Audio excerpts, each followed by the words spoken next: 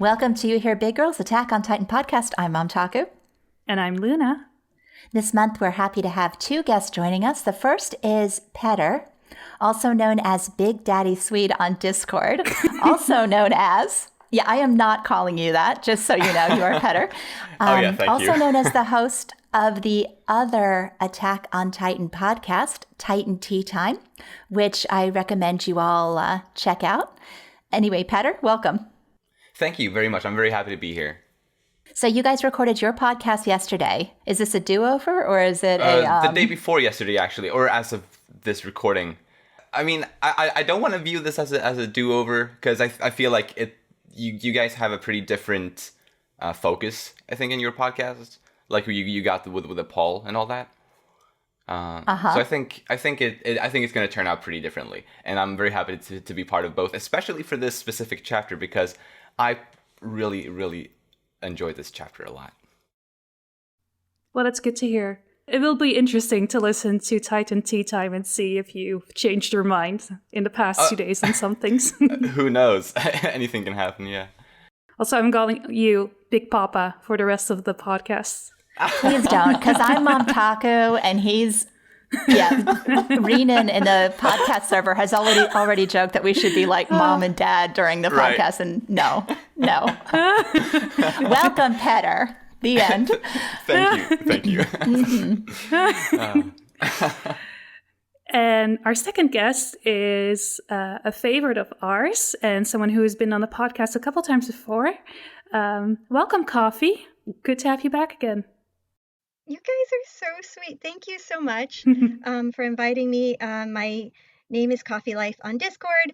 I'm Attack on Mom Life on Twitter and on Tumblr, and I cover Shingeki events. And I'm an Eren fan. A very big some Eren kind of fan. like an AA introduction or something. I'm a recovering Eren fan. If people saw your Eren collection, you would go to... Yeah, anonymous Eren fan. I should, yeah. It's not good. It's bad. It's really bad. Yeah. But at least you have a lot of Eren plushies to keep you safe in event of an earthquake, so that's good, I guess. See, I've told my husband that. I'm like, look, we got Pillow Mountain, and if there's an earthquake, we can use the pillows to shield us from falling Eren figures. So it's good. Wow. Yeah. And you also go to a lot of SNK related events in Japan. Now, I know because of the coronavirus, there aren't many going on right now, but you were able to visit 3 before the pandemic broke out. And you took a lot of pictures while you were there. I did. You did. And you're going to share them with us in an upcoming live stream, which will have been recorded by the time this podcast is out. But it will be uploaded on our main channel, so you can see all the events, all the cute merchandise, the food, real or fake. I'm really looking forward to discussing that with you as well, because I have questions. Great. I'm looking forward to it too. I don't know if I have answers, but I will do my best. Awesome. So let's start off with our chapter impressions. What did you think? Did you guys love it, hate it, any disappointment? Let's start with you, Petter. I loved it. As I think I mentioned earlier, I enjoyed this chapter so much. In fact, on the Titan Teatime episode from the previous month, when we talked about the previous chapter and like predictions and whatnot, I said that I wanted an entire chapter where it's just all of the members of the Alliance talking and interacting in new ways and just having, a lot of like drama and character development happening. I didn't really think it like that my wish would come true about that, but it did, which I was so happy about. I didn't have anything too specific like that I wanted to happen. But yeah, Isayama pulled off a very good chapter in the same vein that I wished for, and I was very, very pleasantly surprised by this chapter. What about you, Coffee? You know me, I'm like a basic bitch for Shingeki, so I'm very easily pleased. It didn't have Eren, so negative points there, but I felt like it went well with the previous chapter, And yeah, I wanted to see like the behind the scenes. I wanted to see them talking. I wanted to see how they, how they put the plan together. So I really enjoyed it. Luna? It was definitely an improvement over last chapter. And I really did like certain scenes with Jean, and I hated other scenes with Jean. So I'm a little bit conflicted on this chapter, but overall, I'm pleased with it. How about you, Montaku?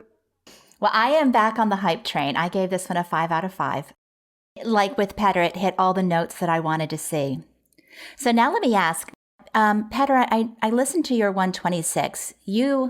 I know, Coffee, you liked last month's chapter, right? You enjoyed 126? I was the minority, yes.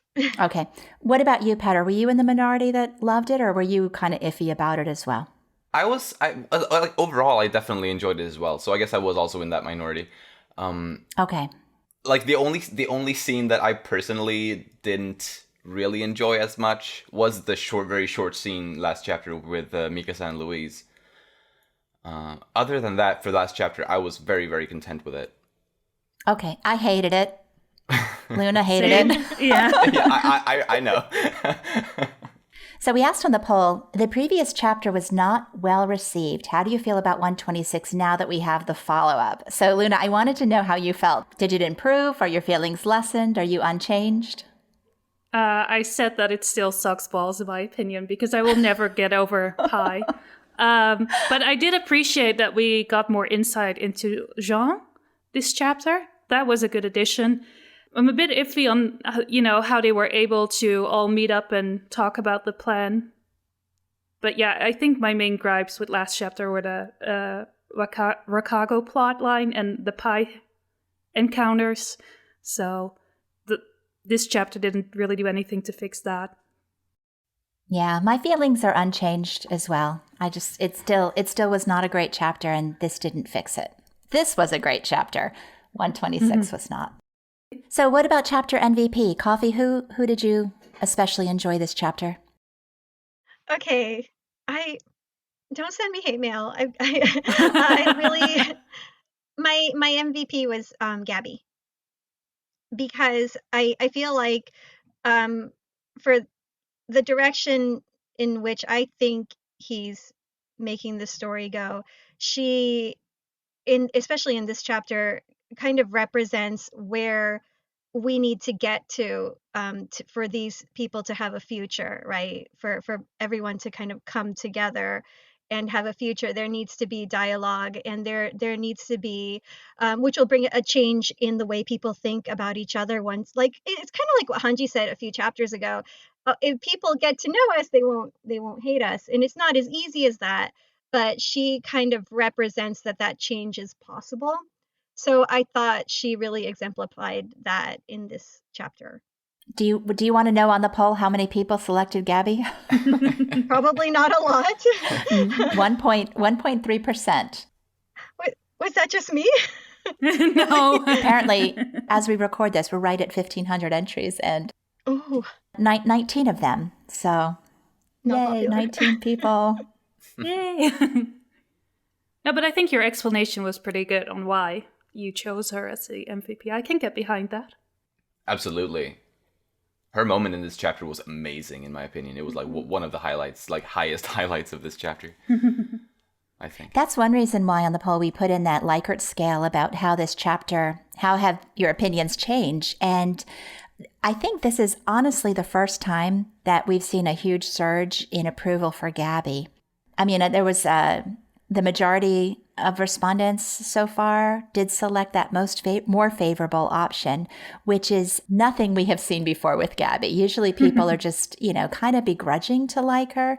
And this time it looks like maybe people are on the Gabi train. Awesome. Yeah. What about Gabi you, Petter? gang. Who is Gabi Gang? Do we ever get through a podcast that we don't start chanting Gabi Gang? Nope. What about you, Petter? Who was your guy? I have to go with the boring answer, which is Jean. Because I just thought, well, I feel like this chapter was very much his chapter, pretty much through and through. it started with his fantasy, and then went on to be very, like, he interacted, like, first he had a pretty interesting interaction with Magath, and then the whole Reiner thing, obviously. And I think he shone throughout this chapter, and did, yeah, I enjoyed him a lot. And he's like, he might be getting into my top 10 of favorite characters for the series soon, because, I don't know, yeah, lately he's really grown a lot for me. So he's somebody that you didn't like before? I've never disliked him. He's just... Okay. I guess... I mean, I think I liked him especially in the Trost arc. I think he had an interesting role there. But after the Trost arc, like, I don't know, he didn't interest me as much until recently. So I'm very happy about that. And for me, it was also Jean. I loved Gabi and Hange, and I mean, I loved everyone got a moment to shine this month. Everyone got to express their voice. What I liked best about this chapter was that nobody was made to feel wrong for their emotions. Like, everybody just had their say, and there was no judgment cast. And but yeah, it being Jean focused made me love Jean. So I think, Luna, you're probably the outlier here. You had some real concerns. But I did choose Jean as MVP as well, because it's not up to me about, like, who did I enjoy most this chapter. It's like, who did most for the story and who had the most interesting parts. And to me, that was Jean. But you also had some concerns? I do, but we can get into that a little bit later on. You don't want to say what the other choices were in the poll? I mean, it was Jean by a landslide, but... Yes, but there were like 3 other options. So with 10%, it was Yelena, or 10.5%. And then with an equal amounts of votes, we had Hange and Hange Stew. And I'm like... Yeah. I did notice that Hange and Hange Stew were tied for third. Yeah. Like, same amount of votes as well, both at 118 right now. It's just... Wow. Hange Stew did more for character development than Gabi did, apparently. I think I think that's kind of like one of those things where the people that, you know, really appreciated Hange picked Hange, and then the people that picked Hange but wanted to be kind of funny about it picked Hange Stew. I feel like it's the same group of people, so had we not had the stew as an option, maybe 16.2% would have been. Maybe. I don't think so. I think the Hange Stew was like the cop-out answer on this one. Oh, if you didn't have a favorite, you mean? Like, people just went with that one? Or you couldn't choose between 2 or something like that. Oh, yeah. You look at the stew, though. The stew united everyone. Like, they sat around eating Hanji's stew. It's like the peace stew or something. Yeah. You know? Yeah. And it apparently was, like, really good. And you know how, like, good food, even if you're in bad company, good food kind of makes you a little more tolerant? Maybe Hanji's stew was the MVP. I mean, I'm willing to go with it. Wow, that's actually really interesting. I hadn't thought of it that way. I just met at Hanji Stew, okay? Lovely. Yelena is kind of a surprise there at 10.6, but I think Yelena pointing out everyone's hypocrisy, and plus Yelena was just so much fun this chapter. She was. I mean, her facial expressions get me every single time. You see, I must have so much fun drawing her. Yeah, she's kind of hard to read sometimes, too. True. I feel like, well, so after John leaves at the end of this chapter, after Gabi has pleaded for their help and that bit, there's like one panel of Yelena just kind of looking kind of... I don't know exactly how to interpret that look. Either it's her just being proud of herself that she was able to get some bad drama happening, because I feel like that's what she wanted to stir up. But I also kind of could interpret it as something completely different, being that maybe she was touched by Gabi's plea for help, which is an entirely different thing. But that's what I mean. Like, her expressions, in my opinion anyway, can be kind of hard to interpret sometimes. I struggle with Yelena in all ways. I find everything about her kind of hard to determine. Like, that's one reason why we put the question on the poll about Yelena's motivation, because it's one of those things that I really don't know. Like, is it because she's principled? Is it because she was bored and looking to have a good time? What is she just, really thirsty for Zeke? Like what, why would a Marleyan like Yelena decide that, is it that she just hates her country that much?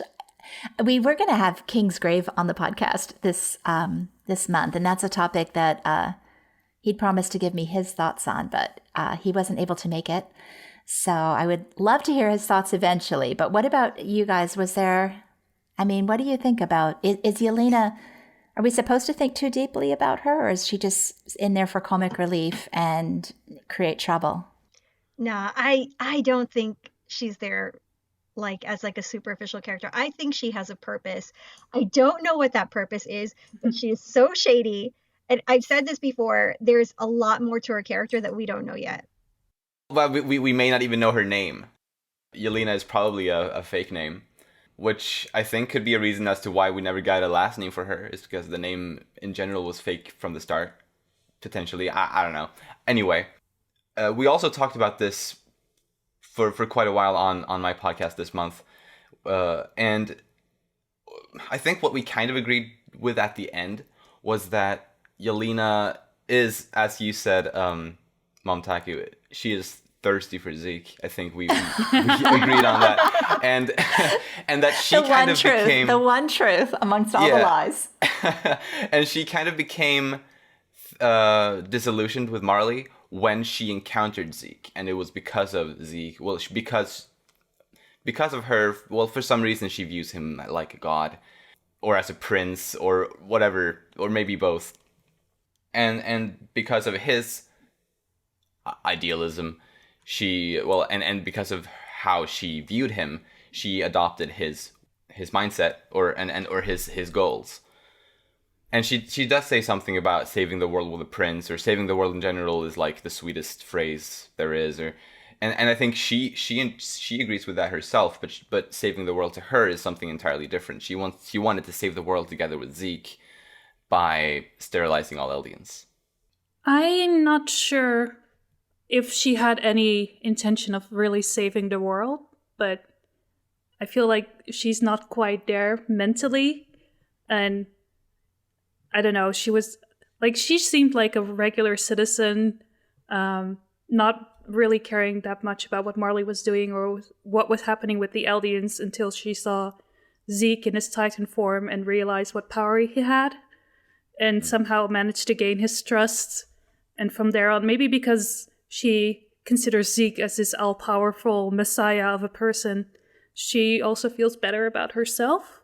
Like, she is also, worthy of his attention, so she must be a great person. I don't know. I see Yelena as just like the smart kid in class who's like super bored, super smart, and that leads them to being kind of super destructive. Like the really, like the kid who's so smart that they're a troublemaker no matter what they go, because they're just bored with everything, bored with life. And, this was just Yelena having a lot of fun, basically. It appealed to that intelligence, that mischievous side, all those things. So, but I'm perfectly willing to be wrong on Yelena, because like I said, I don't get her. She's a lot of fun, but I think of all the characters, I think she's someone that I can't relate to. Like a lot of these characters, you can kind of imagine who they'd be in real life. Yelena's one of those that's, to me, just a character in a story.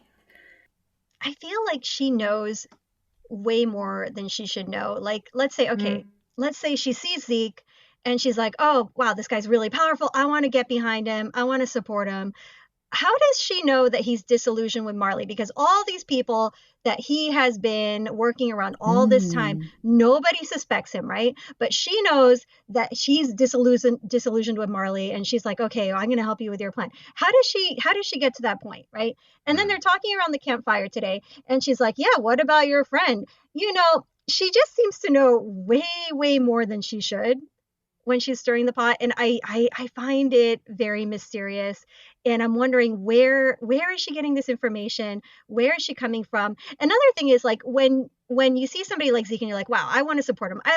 He's like amazing. Like we also see that kind of like with Louise and Mikasa, right? That seems to me more normal.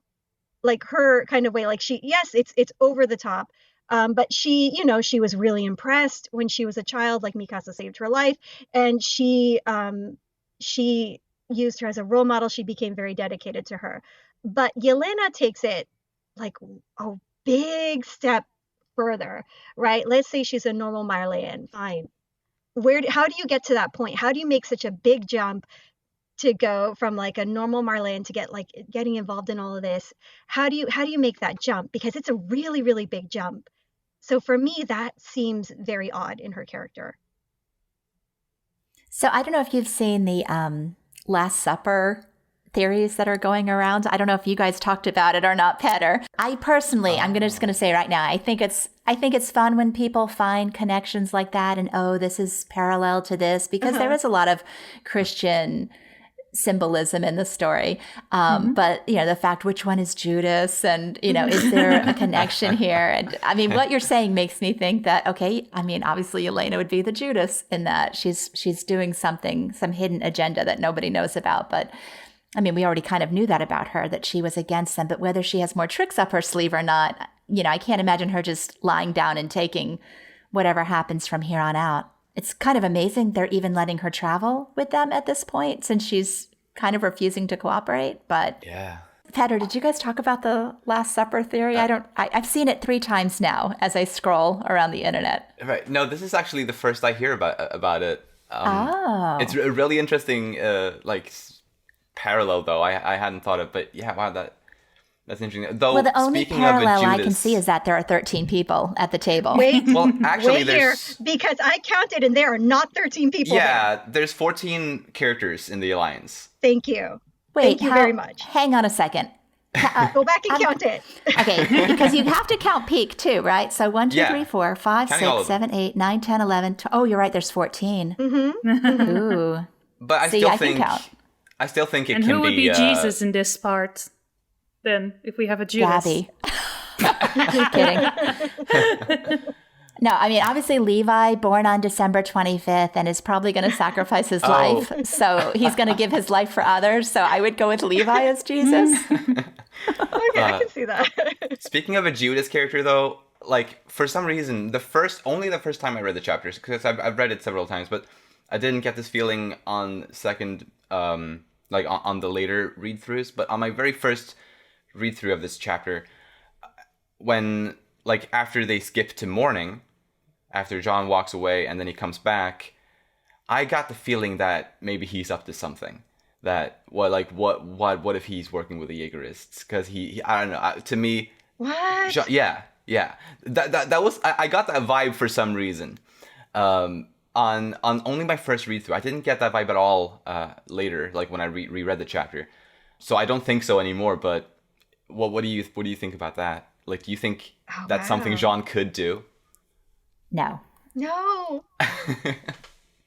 At this point in the story, I think any super surprise twists like that, I just don't see there being time for anything like that. I think the characters are who they are at this point, I think this chapter was about Jean making that decision that he's not going to support, us seeing him at least entertain those doubts and then coming back with full conviction to Gabi. Of course, I'm on your side. I took it at face value just because I don't think, number one, I think Jean is just a good guy. And number two, I don't think there'd be time to develop any crazy surprise twists like that. You right. Don't think that finding out how Marco died was oh no, I'm done with this alliance. Floch, here I come, baby. Do you still think Floch thinks that Jean is dead? That the card titan ate Jean and that Jean was... No. No, I think as soon as he saw Mikasa missing in that crowd, he knew. He knew that they had gotten one over on him. True. And that's why he went for Kiyomi. Which I do think that's okay, who on Floch's team is smart enough to know to put it together that, the 104th, Mikasa and Jean escaped and are heading to the port to get the plane? Who on Floch's team is smart enough to have outsmarted them? I think maybe it's Floch himself. He's not a dumb guy. Yeah, and where else were they supposed to go? I don't know. Well, I mean, does he even have to be that smart? Because, okay, let's say Eren has visions of the future, like maybe fragments, right? Could he not have told him? Maybe, oh, hey, this shit's going to go down. And if this happens, get to the harbor, right? True. That's a good point as well. But I don't know. Do they ever really talk, Eren and Floch? We don't know. Nobody knows. I do wonder, though, who was that person looking out of the window, looking at them escape? Yeah, do we still think it's Chadis? Chadis? No, Chadis. Yeah. Like, Chadis the I didn't Chadis. think so. Oh, no. I didn't think so last chapter because I'm like, well, why would he put him in the shadows? What's the purpose of doing that? But I guess looking at it now with this chapter, maybe he saw them leaving and he's like, I better get some backup or something. And they're going to show up at a certain point. I think Chadis is just going to come back at the end, and maybe Chadis will be the one that either takes out Floch or rallies the people within the organization against him.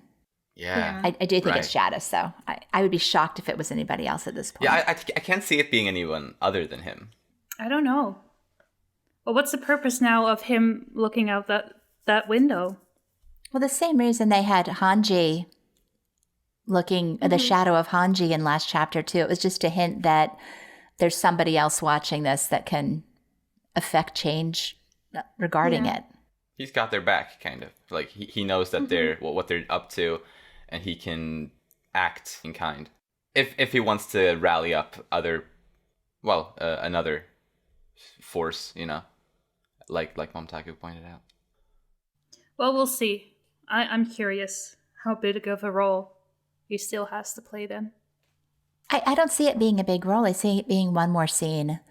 I think he's got one more scene. I think that there's enough Jaegerists who are who have been forced into the organization, who are having second thoughts, who are highly uncomfortable with Floch, and Chadis will be the chance to maybe bolster them. I mean, last time we saw him, he told them to stand down until it was time to fight.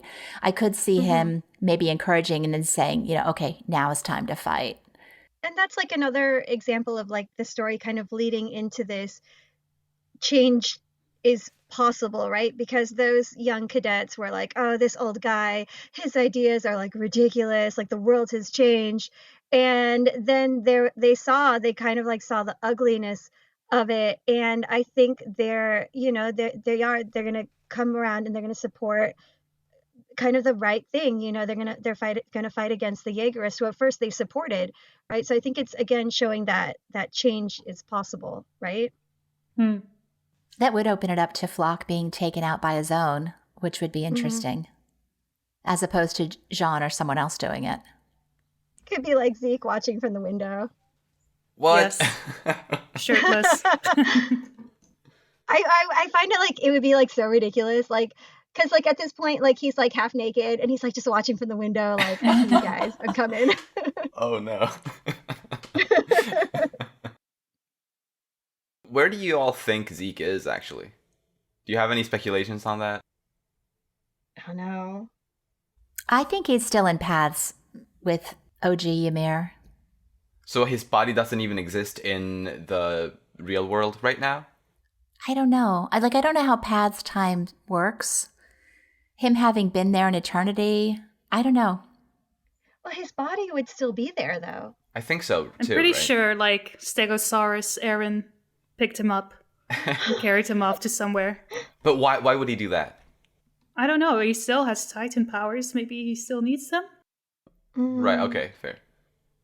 Maybe Eren Titan just ate Zeke.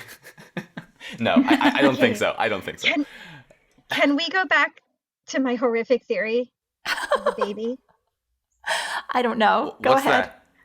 Okay, this is not going to happen in the story because it's not that kind of story and it's not like a pure horror. But I always thought the most horrific thing that Isayama could do was to have the baby inherit a dead Titan shifter's power and someone fighting over who's going to eat the baby. Oh no. Wow. And I know it's not going to happen because it's not that kind of story. But if it were like a pure horror story, I could see it going in that direction. Interesting. Yeah. You've been watching too many horror movies now that you're home because of the coronavirus. If anyone is wondering how Coffee is spending the quarantine in Japan, it's watching horror movies. Yeah, again, this doesn't matter, but the fact that we haven't seen that the Titan baby inheritance was talked about, but we've never seen it. It would be interesting if Eren wipes out Titan curse or whatever, but then suddenly, this child is born with the power, and yeah. And then the story ends.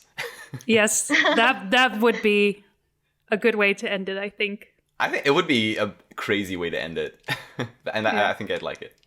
Maybe. And then saying you are free, and then baby Korra is born, randomly transforming into a monkey. Yeah. Well, let's move into Jean this chapter, our MVP. And Luna, I know you had some thoughts about him. I would really love to hear those thoughts. Okay, well, let's start with the good. Okay.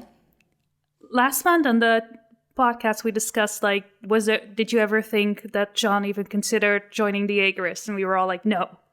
And then this chapter, we're proven wrong because he did really consider it. And I did like it because I feel like he, at this point in the story, is one of the most human characters. He has true conflict going on, and he's making very human decisions, but also his thought process is very understandable. Can I even stop the madness that's going on right now because of Eren? No. Can I stop Eren? No. And if I just ignore it, then I can live a happy life. But of course, doesn't quite work that way. And of course, his conscience always gets the better of him. And Hanji did too, I guess, by knocking on this window. So that is something that I really appreciated about this chapter. Then there was the campfire scene where Reiner was explaining what happened to Marco, and he just lost it in such a way that he didn't even realize that he was kicking Gabi. And then whenever it comes to him hurting the kids, I always start hating him. When he almost hit Falco with the Thunder Spear, I was done with him, and now I'm also because I don't think what Reiner said he was to rile Jean up. I don't think he did it in a way, to unburden himself. I think he just wanted to explain what happened in full. Because he felt like maybe Jean deserved to know that. And I don't think it justified such a response. In earlier times, a couple years ago, had they met and Jean had found out, okay, I could have been okay with him, trying to beat the crap out of Reiner. But at this point, it also kind of feels like kicking someone when they're already down. I don't know. I wasn't happy with him in the last part of the chapter. But apparently I'm all alone because a lot of people felt he was justified. I have seen, I think about Ghost Martyrs chapter write-up. They also are like, okay, enough of Reiner getting kicked in the face by people. Can we please stop beating up on Reiner? I'm kind of tired of it as well. It does seem like, okay, let's give the guy a break for a second. I don't know. What were you going to say, Petter? No, I think it makes sense with Jean's character. He'll never admit it, but he has always kind of been a hot-headed character. He's calling Eren a suicidal maniac, but I think he is pretty close to it as well in some ways. Beating up an armor or a Titan shifter like that is kind of risky, but it makes sense with his character because he's always been a bit hot-headed, and he did a really good job at staying calm for a very long time as Reiner was telling the story of how they killed Marco. And Reiner was, he was really opening up completely. He was 100% truthful. Just laying it all out there. And even after he finished telling that story, he started ranting on about, oh, I'm a worthless man, don't forgive me, I'm so sorry, blah, blah, blah, blah, blah. He just went on and on and on. And that's when Jean lost it. And I feel like that makes sense. Because it was the repetitive nature of the way he acted there, I think, was what set Jean off in the end. Yeah, I mean, he wanted Reiner to shut up. He wanted Reiner to just Yeah. stop. And he lost it. Mm-hmm. But he did a good job for a very long time. He did a very good job at staying calm, which I respect. He did hold it together. I also wonder about, we got to see Jean's reaction. Jean was able to leave hands on ears, trying to block out everything. And then he's given time to recover, come back and say, okay, I got this. We're okay. But we haven't, again, Reiner is in this chapter, but we don't really see whether or not, as far as we know, he's still kind of stuck in this same rut, the same self-hatred. And I would have liked to have seen a little more strength from Reiner, but maybe that's going to be next chapter. Or just to find out where Reiner's at mentally right now would have been nice. I feel like we know where everybody is mentally right now, except for Reiner. The way I see Reiner in this scene, or at least one way that I could see this being, is that Reiner at the start of the scene was in the same mental state that he was, during the Marley arc, the same deep depression. But I think that opening up the way he did to Jean, I think was good for him personally, because he needed to get that out there. And maybe at the end of this, or at the end of that scene, or in the morning when Jean woke him up, then maybe he was doing a little bit better. So you think it might have been cathartic for Reiner? Because I'm not so sure. I have yet to see anything. I just see more of Reiner's self-hatred, just dogpiling on top of him. Yeah, it's the opposite, isn't it? It was cathartic for John. He needed to get out that anger. And I feel like Reiner's moment is coming, whatever it's leading up to, whether it's tragedy or whether it's heroism. But I think we do know where he's at. He's a very broken man at this moment, but I feel like something is going to happen to change that state that he's in. I just hope if he ever goes back asleep, he doesn't, get kicked or punched to be woken up. Yeah, I'm definitely tired of that whole trope there. And I know when we put on the chapter, what are you most hoping to see next chapter? Reiner finding the will to live. That was Luna's suggestion there. And 5% of the fandom have selected it. I'm kind of like, I'm ready. Well, you would know better than me, Luna. Reiner, how long has he been in this slump now? Like 27 chapter? The last time we saw any real fire from him was 106 or 107 when he slammed the table and said that they couldn't wait. Yeah, that was 106, I think. I understand focus needs to go around to all the various characters, but I'm ready for Reiner to, not snap out of it. That's not fair to say after everything he's been through, but to quit being a punching bag and sleeping all the time. Both. But the thing is, the main reason why he wanted to go to Paradis again was because he wanted to save Gabi and Falco, but Falco now has a Titan. Gabi shot Eren's head off, so clearly she can take care of herself. In fact, she's been taking care of Reiner. So does he feel like he still has a purpose at this point?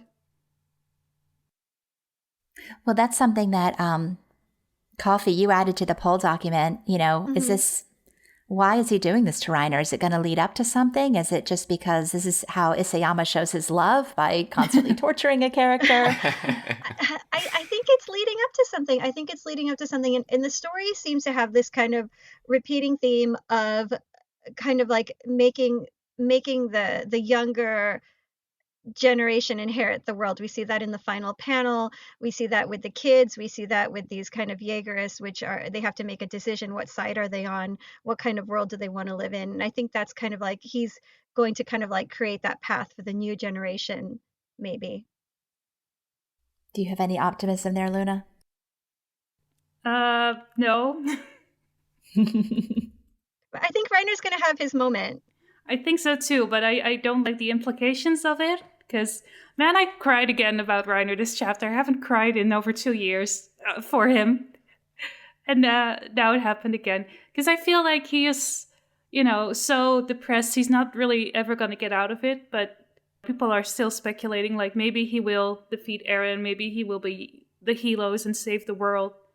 and then he can rest. Like, he will get his big heroic moment, and then it will be over. But to me, it's like, really, yeah, you're depressed. You're better off dead, indeed. That kind of feeling I have associated with that, and it just makes me feel really uncomfortable. I want him to find the will to live. I want him to have some happiness before he dies, and yeah. That's a good point. I feel like they're all in a precarious situation, right? They're soldiers. There's always the chance of them dying, right? But it depends how you die. Are you going to give up on life, or are you going to die fighting to make things better? Are you going to die fighting for what you believe in? And I think that's going to play into his character. He's going to realize he has a purpose, and he's going to go out. If he does die, he might survive, but in the end, he's going to affect some kind of change, regardless of whether he does die or he doesn't die. But there's always, anyone in this story is going to die at some point, whether it's of old age, in their deathbed, or in the action of battle, or who knows, maybe like something a complete accident, right? But it's about what they choose to do with their life while they're alive, and I think he's going to find that purpose in the story. I think a lot of the fans of the Warriors have every right to be a little nervous now, though, because like I go back to the fact that Marco was mentioned this chapter, but not Bert. Yeah. Annie was locked away for years and years. Reiner's getting beat in the face again. The 104th, like Jean continues to get maybe more heroic moments, and the Warrior children, aside from Gabi, just seem like the garbage just keeps piling on. They never, I don't know. I don't know if there's like I don't want to think Isayama has like a bias towards the 104th, because he's been very fair, I thought, in representing the Warriors as being just as human. But when Marco gets mentioned again, but Bert doesn't, and Reiner keeps paying for his crimes, but other people don't, I don't know. I can see where the frustration is mounting. I was really surprised that there was no mention of Bert when Marco was brought up, because honest to goodness, I view both of those deaths just as horrifically, like just as terrible. I disagree. I know. And again, it's unpopular. I might get hate for this. But I feel like Bert signed up for it. He knew what he was getting into, and he told them when he was fighting them, look, you have to die. And he knew that if he did not win, then he would probably end up dying. He knew what he got himself into. Marco thought he was fighting with comrades, and he was murdered in cold blood. I think it's very, very different. Yeah, I agree with Coffee on that. and I actually had thought about this as well as a reason, because I feel like if Reiner was in a different mental state for the scene, he may have brought up Bertolt. But I feel like the reason why he didn't is because he feels such immense sorrow and regret and remorse primarily he feels over all of the things that he's done. And because of him feeling that way, he feels like he owes it to the 104th characters to in some small way, like in whatever he can do to make them feel better, and he does that by telling the truth and nothing but the truth, and also not bringing up his own griefs, like his own sadness. Like he's trying to drown his own grief over Bertolt. And he does it because he doesn't feel like he has the right to express that sadness. He feels too guilty to bring up because I know Magath and Jean were able to go back and forth, the tit for tat. Well, you did this. Well, you did this. Reiner, we haven't seen Reiner and Annie. We haven't seen that crew do the same. And they wouldn't. I still feel like that panel where they're all standing around watching as Armin eats Bert, and it's just over, and that's it. Nobody brings it up. Nobody talks about it. That's the weird part. They got the confirmation when Armin destroyed the port in Marley that somebody had eaten Bert, and no reaction from Reiner. And now again, it's brought up again, by Yelena, what Armin did no reaction. It's just kind of weird because other people, we keep seeing flashbacks of all the dead people, especially this chapter. But Bird is like, no, we're not going to bring you up. And that's just so strange. He got his time to kind of be around after his death in the Marley arc, I feel, in the flashback chapters. I think that was enough for him personally. I'm sorry for all of the Bertolt fans, but yeah. Well, we agree to disagree on this then, or maybe we don't agree. Maybe I'm right and you're wrong, and no, I'm just kidding. This is not Titan Tea Time. We do not end things nicely, Sarah. Exactly. I'll have to adapt to that. Anything else, Luna? This chapter made me sad for Reiner. Oh, and Coffee, I saw you like a certain tweet. Which one? Was it controversial? To me it was. I made a screenshot for that reason. What is it? People want the warriors to be angry instead of the Survey Corps. Are we reading the same manga?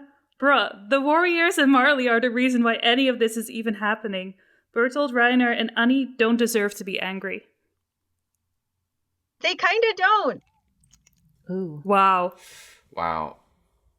Well, they don't deserve to be angry with whom? I mean, I think they have every right to be angry. I think with they should everything. be angry at Marley, because Marley has forced them into this kind of life that they had to leave. But to be angry at the Paradis Island people for what? What did they do to them? True. That's true. You missed the whole Marley arc where they attacked innocent civilians. That came after. Yeah, I also feel like that was something that Marley had coming. That was retaliatory. That's retaliatory. If someone if someone punches you, I mean, maybe you don't punch back, maybe you do, but certainly you have a right to self-defense. Don't you agree? Yeah, but that wasn't self-defense. It was self-defense. They were attacked first. They were, but they saw the damage it caused, and they saw how horrible it was. It was Why horrific. would you then do that to someone else? I do not disagree that it was horrific. What they did was horrific and terrible, but again, and also something that they didn't even want to do. Eren dragged them into it. I mean, neither side really wanted to. I do not think they have any right to be angry at Paradis because Paradis would not have done anything had they not attacked first. You know what? Paradis should be happy that they broke through the wall, actually. Because otherwise, I don't know about that. You know what? Otherwise, they would have been oblivious to the whole outside world. They never would have made it past any of the Titans. And then at some point, the world would have developed so far that they would have had the means to destroy the Titans and all of Paradis. And they would have just been sitting ducks. That's this true. Sounds like a repeat of Jean and Magath talking, TBH. Okay, no, let me talk about Jean and Magath talking because, look, here's the thing. When, let's say we try a murderer, right? Let's say somebody, a horrific guy, goes and kills a bunch of people. Do we try his grandchildren? Do we try his great-great-grandchildren? Where do we stop? Paradis Island, those people had their memories wiped. They had no idea of what happened before them. And do they still deserve to be on trial? Do their grandchildren deserve to be on trial? When does it stop? Yeah. I agree with that. There's no reason to go full North Korea and keep blaming everyone for actions they didn't even commit. Right, but Magath was raised in a culture where you are from infancy, you're taught to hate the Eldians on Paradis. Agreed. Yeah, and he has his reaction is it feels real. It feels legitimate because that's the kind of man he is. That's the country he grew up in. That's his job. He's the military leader. I don't hold anything against him because it fits his character. It fits his personality. It fits where he comes from, right? That's what he grew up with. I get that 100%. Well, you also have to, they all were in the understanding that Paradis had the means to destroy the world and was just waiting for the right time. But they weren't. They weren't. No, they weren't. But that's not something even the higher-ups really knew, I think, in the Marley army. I've always felt like in any conversation, you have to remember that like Paradis had the equivalent of nuclear bombs, each one with the that huge destructive capability. So everyone in the world had the right, everyone in the world, just like in today's world, you have accords and agreements on how nations that have these weapons that could potentially wipe out life as we know it, how they can use them, how they can control them, things to make the rest of the world feel safe. Right. Or whatever. So I feel like the rest of the world, even now, has the right to say, you all need to have something in place to control these weapons. Agreed. And Yes. They should have done that. They should have made an accord, right? Imagine diplomacy. Wow. Yeah, imagine that existing. Wow. The story would be completely different. So I've never begrudged Marley and the rest of them for being terrified of the Eldians, because the Eldians they were capable. These individuals that had this power were capable, needed to be controlled. Missed vital information about the world and what was really the case with the Eldians, or the Paradisians at least. The thing is, the Tiber family had that information. Yep. And they did not disclose it. I can't really fault either side when you live in fear of I can fault them for treating all Eldians like devils, but living in fear of the Paradisians and what they might do, and when you finally have that first encounter with them, they attack your country, and then they release all of the Wall Titans to come and trample the world, is not really doing anything to sway your opinion about what you've been taught all your life about them. Except they attacked after they declared war on them. True. Right after. Which makes their action legitimate. Yeah, except because Eren right was after sitting. they declared war. Yeah, 2 seconds later, which is I don't know. But it came after the declaration, which true. means, again, they attacked first. Because they knew that Eren was planning to destroy them, and they were right. They were right because they made it right. They made that happen. They drove Eren to attack them. Do you think Willie wouldn't have declared war that they... You still don't think that was Eren's goal there? Oh, it was a false flag operation. Eren and Zeke absolutely set Willie up to do exactly what they wanted him to do. Exactly. That was, that was the whole point. Yeah. Yeah, no, of course. But Eren had been, he had been in Marley for a good long while by that point, and he knew already. He knew that there wasn't a chance for diplomacy with Marley. Was his observation? Yeah, according to him, exactly. And so it was because of the way he saw Marley. It was Marley that drove Eren to attack them. Well, that's the point that Eren came to. There's no diplomacy is not possible. And then because of that, Zeke forwarded information that Eren was planning an attack on Liberio, which then prompted the declaration of war. But nobody's really playing with the full... They don't have the full information. No one's playing with a full deck of cards. They're not able to make the right decisions to kind of resolve this conflict. Yeah. And that's kind of the point of the story, isn't it? Oh, absolutely. Except Eren has the full deck of cards, and I would argue the Tibers did as well. Well, we'll see. Yeah. I'm curious to find out, what exactly Eren knows and why the Tibers... Yeah, if they will play a bigger role still, or if their role was purely in the Marley arc. Because Eren got information from them. More about the Tibers. Right? Eren. So there must be something more about them that is relevant. I keep thinking it's going to be a spin-off, though, because I don't see how Isayama can finish this in 8 months and include those details. But he's opening up a spa.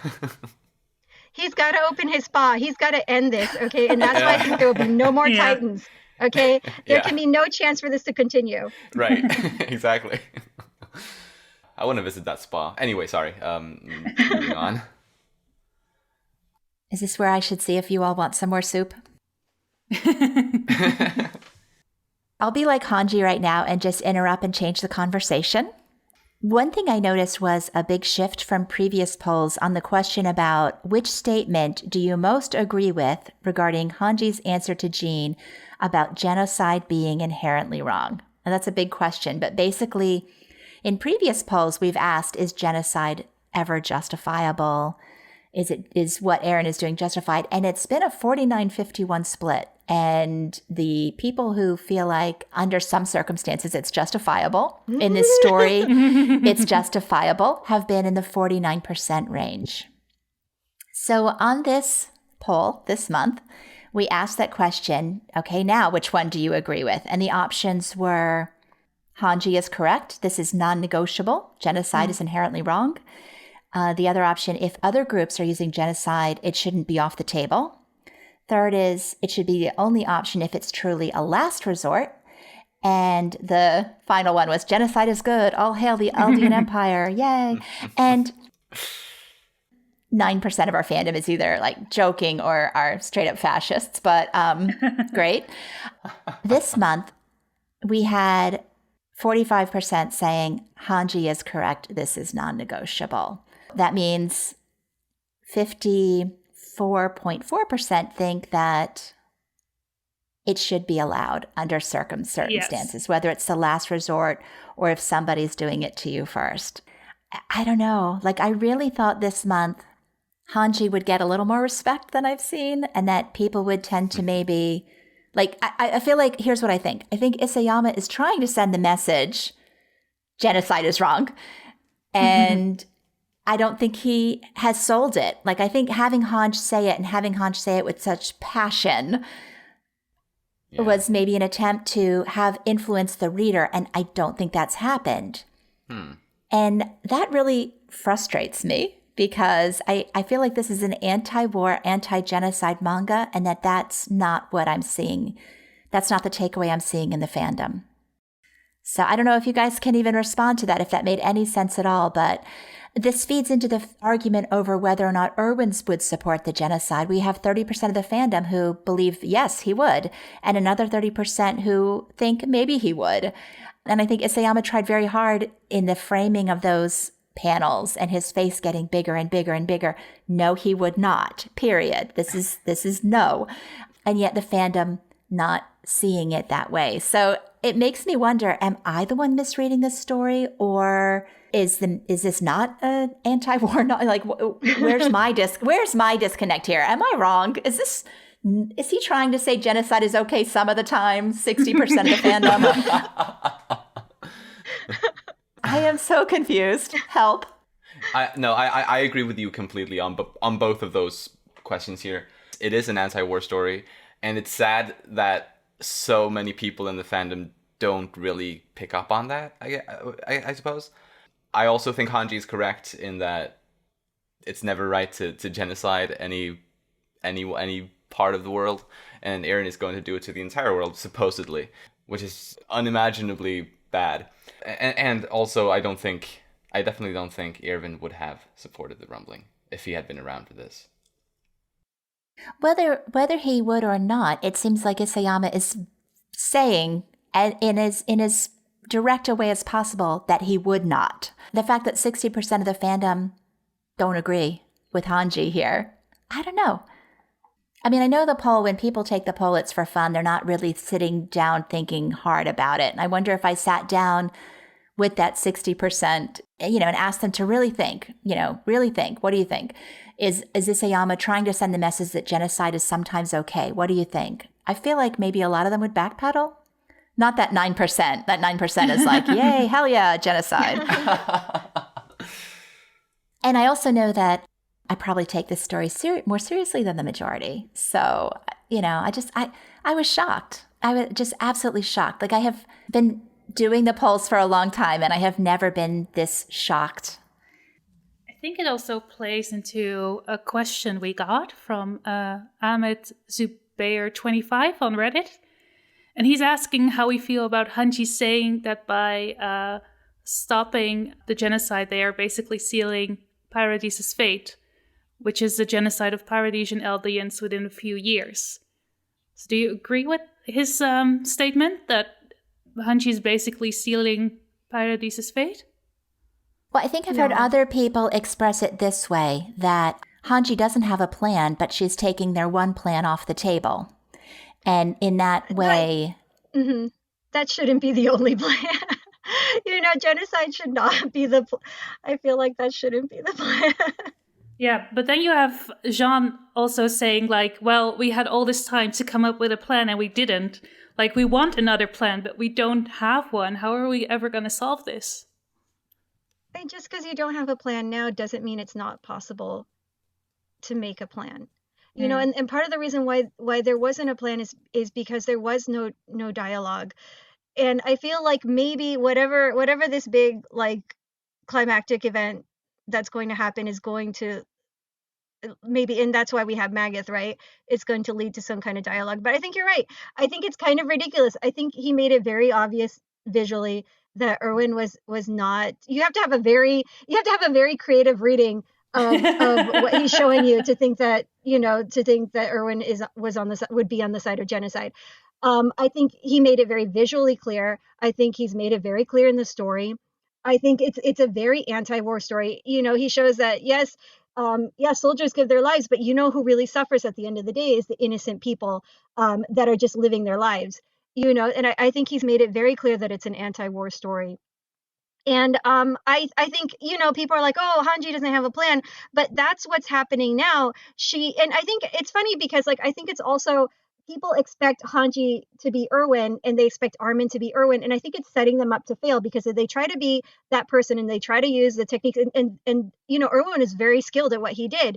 If they try to be him when they don't have that skill set, they're setting themselves up to fail. And I think Hanji now is doing things her way. She's gathering these different people with different viewpoints, very clearly different viewpoints, as we saw as they were sitting around the fire sharing that stew. And maybe kind of sharing all their viewpoints together, maybe they can come up with a plan. Yeah, I agree. I really think that now that everyone is together, they can come up with an alternative. Mm-hmm. I feel like because we weren't getting the other side, right? Yeah. It's interesting in the character where we asked the character favorability, which characters have taken the biggest hit this month? Do you guys want to take a guess who's taken the biggest hit this month, favorability-wise? Top two. The Gabi? top two. Nope. Magath. Magath is number one. Who's number two? Really? Wow. Falco? Hanji. Hanji, what? Yep. What? Yep. What? That's so weird, because Magath, I haven't seen like a change in his character at all. He's what he was set up to be, right? Well, so I don't understand what would be the big change there. One of the Marleyans who was who treated the Eldians a bit better, and here he's like kind of reiterating the same propaganda, like, oh, this is what you did for 2,000 years. I mean, he was straight up fighting with Jean, and people really like Jean, so I get it. Like, he was spouting the rhetoric, and he kind of went head to head with the 104th, which yes. I can understand people that but I don't think Jean held it against him. I don't think any of the. I think everyone has said, it was good in the long run. But Hanji being number two for how many people selected less favorable? Well, I tell you why. Because genocide is good. They disagree. No, but it's true. I think a lot of people are on Eren's side or on the 104th side. So then they look at Magath less favorably after this chapter, and Hanji isn't. Yeah. Well, and I think it goes into what Ahmed Zuber 25 said.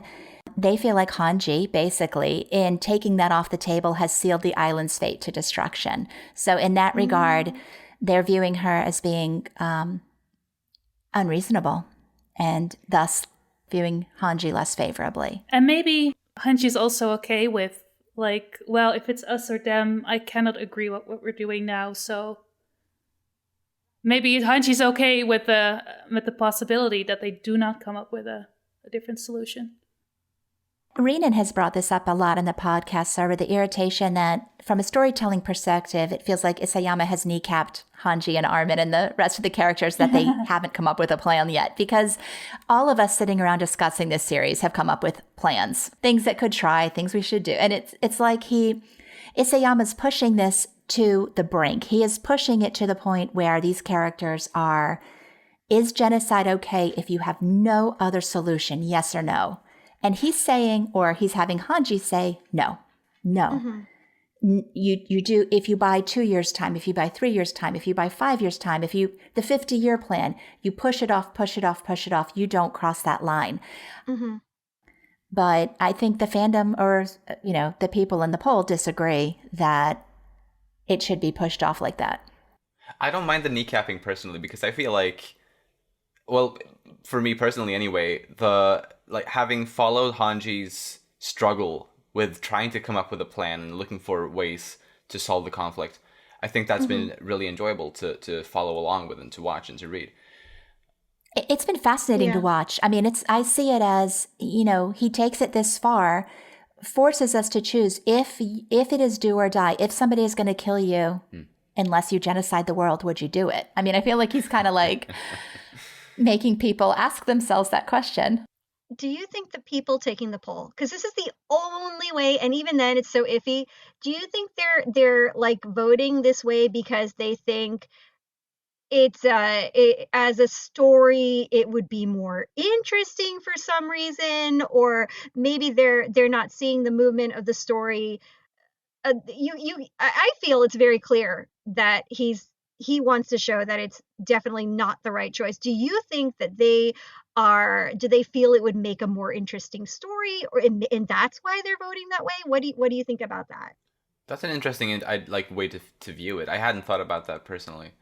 It's not a scientific poll, and people aren't being asked, we're not putting a gun to your head and saying, think about this and answer. It's something fun, right? So it's probably wrong for me to sit here and be like appalled at their choices when I'm the one like asking, or the team is the one asking the questions. So I realize they're probably not sitting there thinking as deeply. They're reading a question, they're making an answer.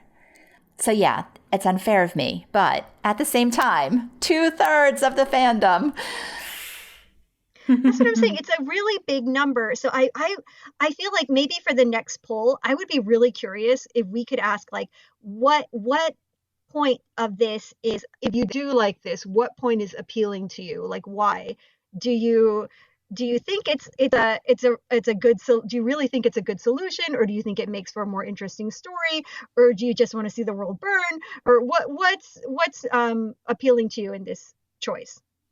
Well, looking back at the question, we are asking about the in story. We're not asking about people's ideas as in our own world. We are saying regarding Hanji's answer to Jean about genocide being wrong, what do you agree with? So we are asking from that universe, from that world, from that story, where do you think the disconnect? So in this world that Isayama has created, we have over half the fandom that think genocide is an option. That makes it kind of, no, it doesn't make it any less appalling to me. I'm sorry. Maybe slightly less disturbing. I mean, Hanji said exactly. Hanji was me. So it felt really good to get that. But, also equally frustrating that not everybody saw it the way I saw it. But that's just the nature of the story, right? We're supposed to have these conversations. Yeah, that's one of the big appeals with Attack on Titan is just how split the fandom is on so many different topics. And we are seeing so many 50-50, three ways, and, just the divisions in the fandom just becoming more entrenched. Oh, you mentioned that you've joined the poll team. Yeah, actually, we had a bunch of new people join the poll team. We had Crunchy Wrap and Cloudy and CoffeeLife joined us, and I'm probably forgetting some people, but we did have a bunch of new people come in, and I think that the poll this month was really reflective of that, like just a lot more diverse opinions. So anytime I accidentally talk about the poll, if I make it sound like it's me doing it, it is a team, and I am, a lot of times not even that active on it. So I want to make sure that we did get a lot of compliments this month on the poll, and that the credit goes to our existing team and also the new ones who joined. So I sometimes think I come across as if I'm taking credit for it, and I do not ever mean to give that impression. So I just wanted to get that out there and also welcome you, Coffee, to the poll team. We're happy to have you. I don't know if I've been that much help, but thank you. Yes. Another area that I disagreed with the poll was which characters would support the rumbling. And I think that's been kind of a fun conversation to watch people talking about. Is this worth discussing? I voted for the top 3 choices, which I know you have some thoughts about. So the top 3 choices at this point of people who would support the rumbling of the dead characters you know are Kenny, Ymir, and Erwin. Oh. Kenny being amazingly, 60% of the fandom thinks that Kenny would be in support. The other one being Kruger at 60%. Those are the 2 that are the top picks right now. And that's another area where I just really disagree with the fandom about Kenny. And then Ymir, our freckled Ymir at 30%. Erwin at 31 and Zachley at 45. So I really don't, Kruger and Zachley, I don't have a lot of thoughts about. Erwin is just so odd.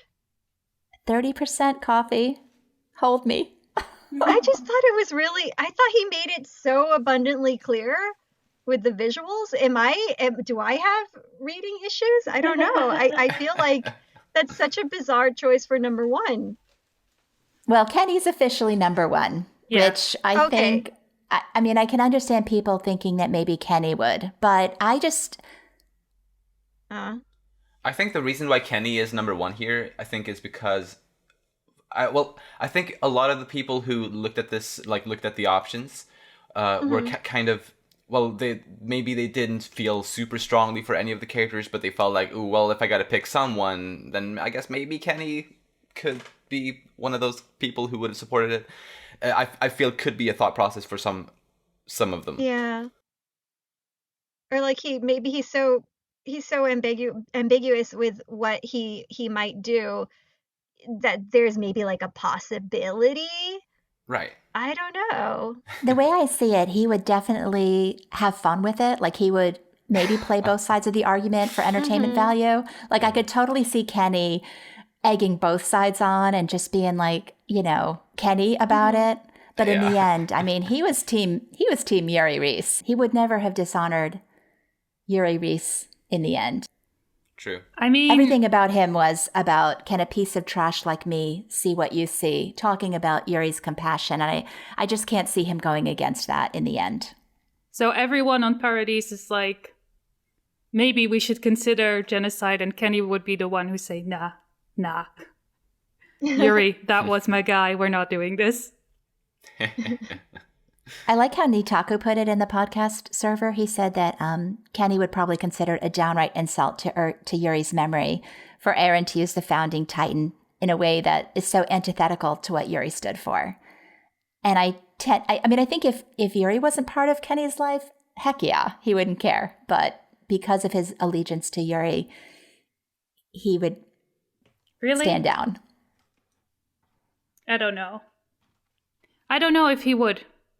I can understand people saying, like, he had a certain respect for Yuri, but that doesn't mean that I think he would act in the exact same way. I'm with Luna on this. I'm not sure. Well, I think about the scene in the cavern where he basically almost took Rod's tongue out when Rod insulted Yuri. Like, Yuri's honor was still very much on Kenny's mind. Even then, don't say a word against him. He's still, how many decades had it, or I guess it had been... Not that long. I think. A decade or more. But I think the way that he thinks is so different from, like, how we would look at it, that he has his own kind of unique way of looking at his relationship with Uri. I'm saying his name wrong. But I think his perspective is kind of unique, so it's really hard to say how he would see that. You know what I mean? Yeah. No, I agree. I think that would be a fun one to debate. I think that would be, he's such a chaotic character. Who knows? But it could go either way. I feel like I could see him being like against it, but I could also see him maybe kind of like going with it for whatever reasons he has. It depends on what his reasons are, because I feel like he's a very like self-driven character. You know what I mean? It would be, I mean, his whole arc was about trying to find Yuri, or be like Yuri, find Yuri. It would be, he could twist that in his mind. Yeah, who knows? Wasn't I agree, Ymir's whole arc like try to live for yourself? Yeah. and failed miserably. Yeah. Yeah. So people aspire a lot. Doesn't mean that they will act like that, like they want to or aspire to be. So yeah. Out of these top results on this poll, the only ones that I'm like very surprised by are Erwin and Ymir, personally. Are the ones that I just don't understand how they got so high. What did you guys vote for? I think I voted Zachary and Kenny and maybe Kruger. I can't really remember right now. yeah, I voted for all of them. All of them? What do you mean all of them? Yeah, Kenny, Kruger, and Zachary, I mean. Okay, cool. Oh. I can see Zachary, because Zachary is kind of a dark character like that. Yeah, I can definitely see Zachary too. I think he's the most likely one for me personally out of these. I think I left it blank. Like, even Kruger. Like, genocide is just such a big step to take, you know? I voted for, I went with a grudge, like Ju-on, like a grudge answer, that the ghosts of the dead are jealous of the living, and they don't have their old selves anymore. They just, all they are jealous of the living, and they want to take it out on them. So that's what I voted for. Interesting. Well, we did get one more question from an anonymous person on Tumblr. And they said, Hanji being surrounded by the ghosts of the Survey Corps reminded me far too much of Erwin's Mountain of Corpses. And if anything, it feels more like a dead flag for Hanji. Oh, yeah. So do you agree? Mm-hmm. Do you think this is the beginning of the end for Hanji? Well, first of all, I'd like to point out that I don't think, like, reminded me far too much sounds, like, the way they put it sounds negative, the way I interpret it. I thought it was a nice parallel to Erwin's vision in the Return to Shiganshina arc. And yes, maybe it is a death flag. I had thought about that too, and which was why we had a really long discussion on Titan Teatime this month, where we talked about get that plug in. Get that plug in. where we debated on who we thought, if Hanji would die, who we thought would be the best leader to replace her, and we weren't able to agree on anything. That's a hard question, though, considering the current circumstances. So you're a yes for it being a death flag for Hanji, Petter? I'm a little bit torn. I think it's a good possibility, though. I'm not like totally convinced that it is, but I think it's a good possibility. So you're probably, you think it's more likely Maybe. now? Yeah, a little bit more likely than not likely, probably, yeah. I think it's possible. I want to think that it's not going to happen, just because the circumstances are so different. During that battle with Erwin, it was two sides fighting to the death, and there was no room for compromise. And I feel like now it's such a different situation. Yes, it's life or death, genocide or no genocide. But I feel like the approach they're taking is very different, and I feel like maybe it's paralleling that past situation with the situation of the present, and maybe there'll be a better outcome this time. But I don't know. It could go either way. I think Hanji still has a role to play in the story. Hanji is so desperate to come up with a plan that I think that they will succeed.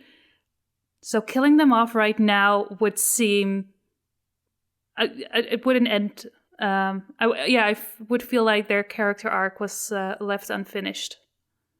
So I think they will make it. I don't think they're going to die anytime soon. What about you, Momtaku? Yeah, I don't see it as a death flag at all. And I know that's strange, but I agree with Coffee that the circumstances are different. And while the vision is similar, I think it's also different. Like, I think Erwin's vision was just riddled with guilt. It was guilt at all the bodies and all the, whereas Hanji is drawing inspiration, like she's drawing inspiration from them. You know, they wouldn't stand for this. I'm not going to stand for that. Like, it was completely different. It had that same dark, ominous feel. But Hanji was using it as a way to draw more courage. And it reminds me, like, anytime this topic has come up on Tumblr, Levi also had a vision of the dead, and his was very different too. So I don't think necessarily thinking about dead characters is a death flag. I think it was in Erwin's case, but I don't think it is here. I think it's just, you know, I think it was Isayama, like I said, making a statement about how these characters would view this, and it was also... this is why they're fighting. I mean, Hanji's fighting for these people still. She's got a lot to live for. That's a good point. And actually, it wasn't even only Hanji in this chapter who saw this imagery of the dead people. Because I think it was implied also that Jean saw Marco. Or he envisioned Marco there. Yeah, I think artistically he tried to draw out that maybe even Mikasa saw... You know, it was to recall to all of their minds, right? Yeah, what everyone had died for. Exactly. Yeah. So Anonymous then continues: if the Survey Corps chain of command is upheld after all of this, who would lead them after Hanji dies? And the way this chapter was laid out, it really feels like Jean would be put next in command. So you guys discussed this on Titan Teatime, and you came to no conclusion, right? I was alone in thinking Jean is the best option. You were alone in that? Yeah, yes. Wow. Yeah. Both of my two co-hosts seemed to think that Armin was a better pick as a leader, which I totally did not agree with. No. Armin's a strategist. See, I know that your other two guests are like Armin fans, and I'm an Armin fan too, but I recognize Armin's limits. Armin has never, ever been a leader. Right, exactly. Thank you. At least someone agrees with me. And yeah. I suspect if I was listening to your podcast, I'd want to jump in there. They both also seem to think Levi was a better option than Jean. Oh, heck no. No. Heck no. No. Right? That's weird. Because I've felt Jean has been... you know, in the makings of a leader ever since the Trost arc. That one line that Marco says to him, that he thinks Jean is a good leader because he's weak and he understands what it's like to be weak. Ever since that moment, I've been like, wow, yeah, Jean is going to be a leader. And he has done great. He's done amazingly. Especially when they were clearing out the Titans that Zeke made in Shiganshina, Jean took initiative and led that whole thing pretty much all by himself. I think, definitely Jean. Did you guys notice that he's the only one wearing the bolo tie in the chapter? Oh, yeah, I did think about that, actually. I didn't notice No. that. Yeah, Hanji. You don't even see Hanji's. At least I didn't see Hanji's. Everyone else is wearing a closed cape. But John wearing the bolo tie, I have to admit, that unsettled me in all of those pages that his is so clearly visible. I mean, if I was going to be writing death flag theories, I would be mentioning that. But Hanji's going to be fine. I hope so. Yeah, I do agree that Jean has the most leadership qualities, but I really hope that they don't uphold the military structure as is. Because, I mean, even the Survey Corps, they basically did a coup and then put a puppet queen in place and just pulled more power towards them instead of, I would prefer more power to the people of Paradis. Yeah. So I hope Jean can retire and live in a fancy house and have a wife and kids and grandkids. I hope he gets that too. Coffee, before we go on break, you had an ask about Levi. Did you want to go ahead and read that, and then we'll consider that, and then we'll take a quick break before we come back and finish? Where's the ask? Dun dun dun. Wait. Okay, here's the ask. It said, "Can you please talk about Levi's motives on the podcast? Thanks, heart." I think it's so sweet that you got an ask about the podcast. I know. I never get asked, so I get really excited when I get one. That's a hard one, though. It is really hard. What do you guys think? I think you should answer it. Levi's motives. Well, Levi, I should have thought about this more. I feel like Levi sometimes comes off as very aggressive, and sometimes it might seem as if he has like this one way of thinking, or he acts rashly. And I think a lot of people got the impression that his only goal is to kill Zeke, because I guess that's what he said when he woke up, right?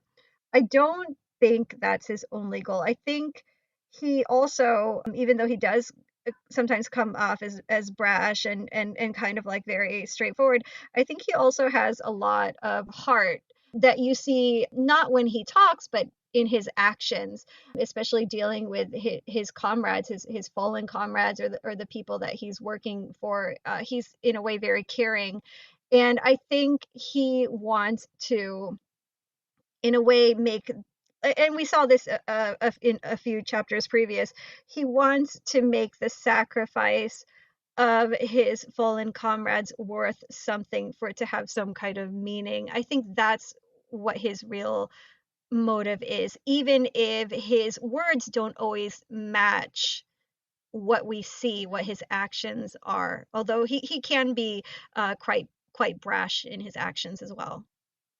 I agree. I think this ask is coming because people are worried that all he said recently is must kill Zeke, and they're worried that that's all he is now. And I don't think that's the case either. I think there's a lot more. I think people are desperate to get more from Levi than just must kill Zeke. Mm-hmm. But him saying that was a little bit worrying, though, I thought. Yeah, I remember you guys bringing that up in your podcast. Right, To me, I just thought Isayama had a lot of information to condense.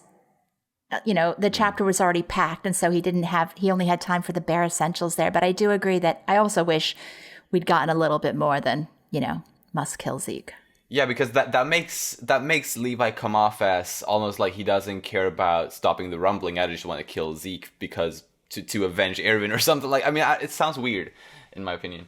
Like, up until that point, I fully agreed with what Coffee said, but at a certain point, like, you just had the whole rumbling explained to you, and you wake up and the first thing on your mind is, must kill Zeke. Right. It was, it's a bit... I think if you look at the context of that, though, Hanji starts it off. When Hanji realizes that Levi's awake, Hanji says, well, I know you want to get your revenge, but, blah, blah, blah, blah. And then Levi's response is, well, you can't not do something. So he was speaking about Hanji not being able to, like, do nothing. But I think it was his way of saying, let's do this. Let's go fight. So I think it was one of those things that was because it was so condensed, was just really badly worded. Maybe, yeah. Well, we've been recording for about an hour and a half now. Maybe we should take a quick break. And when we come back, we'll discuss Mikasa, Magath, and... Gabi gang. Gabi gang. Gabi gang. Gabi gang. Yes. Oh, and Yelena. We'll be right back.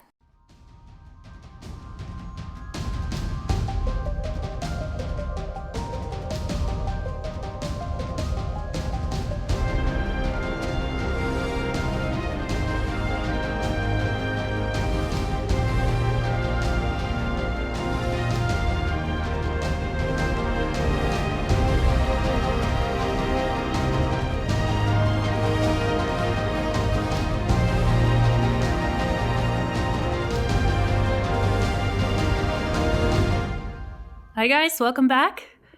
So for our second part, we have a big question that's been bothering us. Regardless of your feelings about Floch, is he hot or not? And Petter, you obviously have to go first on this. Yeah, Yes. No, I think, I don't remember exactly what I said, but I do think in in my Titan Teatime podcast, I have to mention it by name. I did say something in that final panel of this chapter. He does look pretty hot. Like, I cannot deny that. It's just like that pose, those clothes. His thighs. Let's just talk about the thighs. Yes. Wait, I didn't say that. I mean, he is pretty. I hate Isayama for this guy. And I will say also, I hated his haircut before the time skip. It looked so dorky and ugly, but he's rocking this current one. All right, Coffee. How badass did Floch look in the final panel? What was your pick? Okay, he's a snack. He's not a full meal like Eren. He's not the main course, but he's okay. I'm cringing. Luna? Yeah, a snack. I'd say that. I don't know about the baby making thighs still, but I think it's the straps. Like, there's something about the outfit. But yeah, it's a very. I think this is the most intimidating I've seen him. Which did you select on the poll? Snack. Yeah, he is snack. You did? You picked snack as well? Okay. Yeah. All right. I did too. I hate to admit it, but this actually came up in the Discord. Renan was talking about how much more majestic Floch is appearing these days. I mean, he's a character that went from looking like Daz, cowering and crying, runny nose, into this kind of imposing, I don't want to say the word, but yeah, he's transformed. He really has. I still hate him. I love to hate him. Me too. Mm-hmm. It's less fun now that he's cute. But... Are you falling in love with a bad boy? I am not ever. I cannot wait for him to die. Like in the podcast Discord, they got into this huge discussion of his like backstory and how he's transformed and how real, like all these headcanons about how even though he's smiling when he's doing these awful things, that his eyes are crying. And I don't see it at all. I think he's just awful. I think he's a coward, a bully, awful. But in the Discord, everyone is like they literally we could do a full hour-long podcast with their Floch headcanons about the complexity of him and, the nuance to his character. I remember not this. Be in on that one. I remember this because I think you talked about it. You talked very, very negatively about his character, I think 2 podcasts ago, if I'm not mistaken. And when I listened to it, I just wished I could have been there to talk to you guys, because I don't personally, I think he is a really well created character. Like his development, his character journey from the start until now, I think everything makes sense. He hasn't changed in an unrealistic way, in my opinion. So I think I brought that up. I think it was Nitaku. Nitaku was highlighting especially how poorly developed Floch's character is. Right, yeah. How inconsistently. Yeah, it was Nitaku. That's right. I don't think it's inconsistent at all. I agree with Petter. I think his character is so interesting because you can kind of see where he's coming from. He kind of like starts out as someone that you can almost identify and empathize with. And his experiences kind of shape him in like towards this like dark path. He's kind of like a foil for John in that way. They're kind of similar in that they're like they start off as these people that are like the everyday man's thoughts, right? And because of their experiences and that shape them, they took very different paths. People always talk about hairball, but yeah, I feel like there is because they're foils for one another. That there should be some kind of confrontation there. Like 2 sides of the same coin. Is there another Soul video coming up? The guys were pointing out to me that Floch's eyes tell a different story. Do you guys think that he feels? Do you think there's okay? What about you, Petter? That's not something I've ever thought of, so I can't say yes. You're gonna go through all the chapters now, post time skip, and study his face.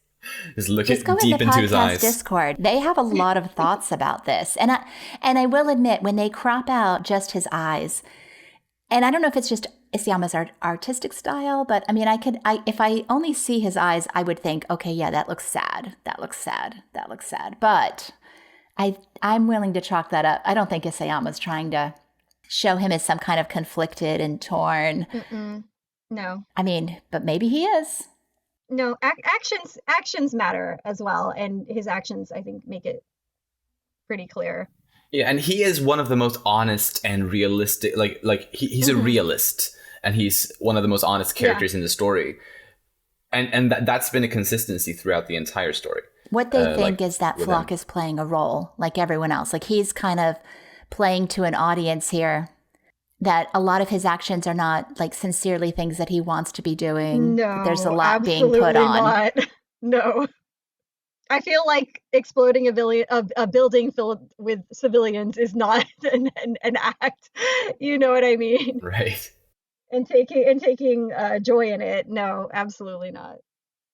Well, I think that's the argument, that he's not taking joy in it, that he looks miserable even when he's smiling. And I don't know. I think they need to do like the Floch video, like a 20-minute YouTube video presenting all the evidence, and I will watch it, and yeah, we can have the conversation. But I just take him at face value. I think he's an interesting character. I don't like him. I don't like his actions, but I do enjoy seeing him in the story. Absolutely.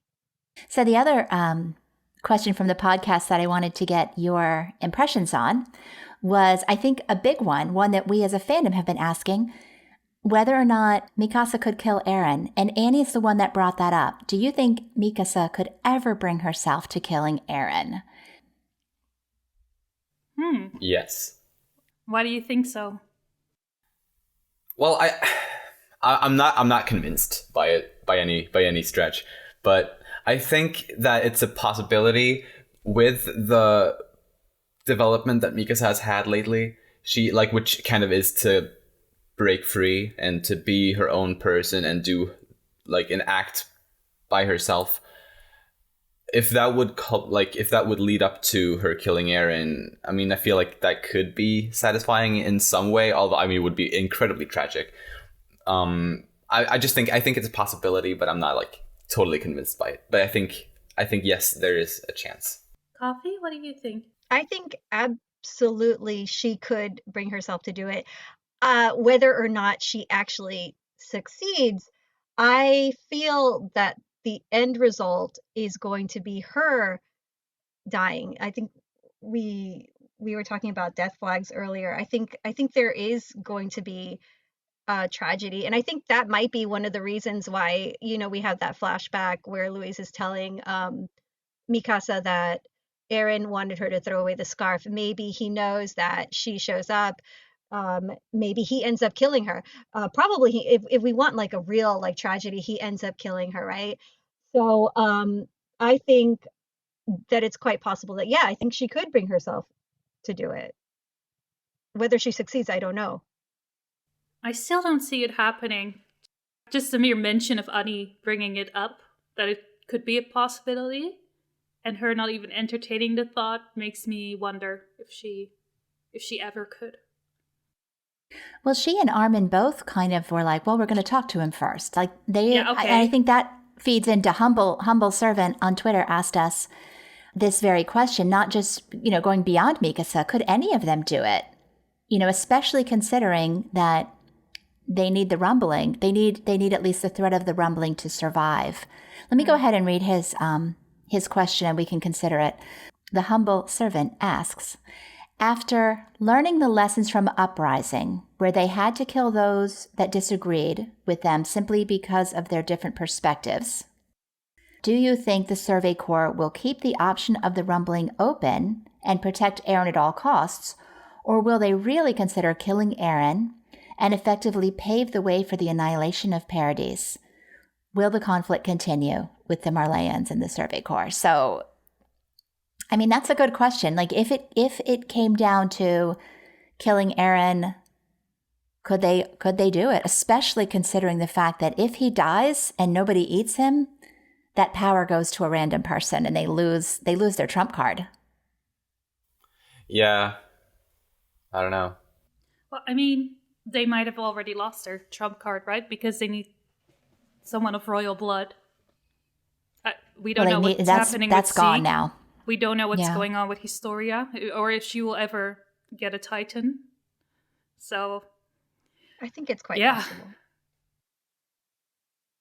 Hanji's saying, under no circumstances can I support genocide. And it seems like everybody agrees. But if it literally comes down to it, they have to kill Eren and lose all protection they have for the island.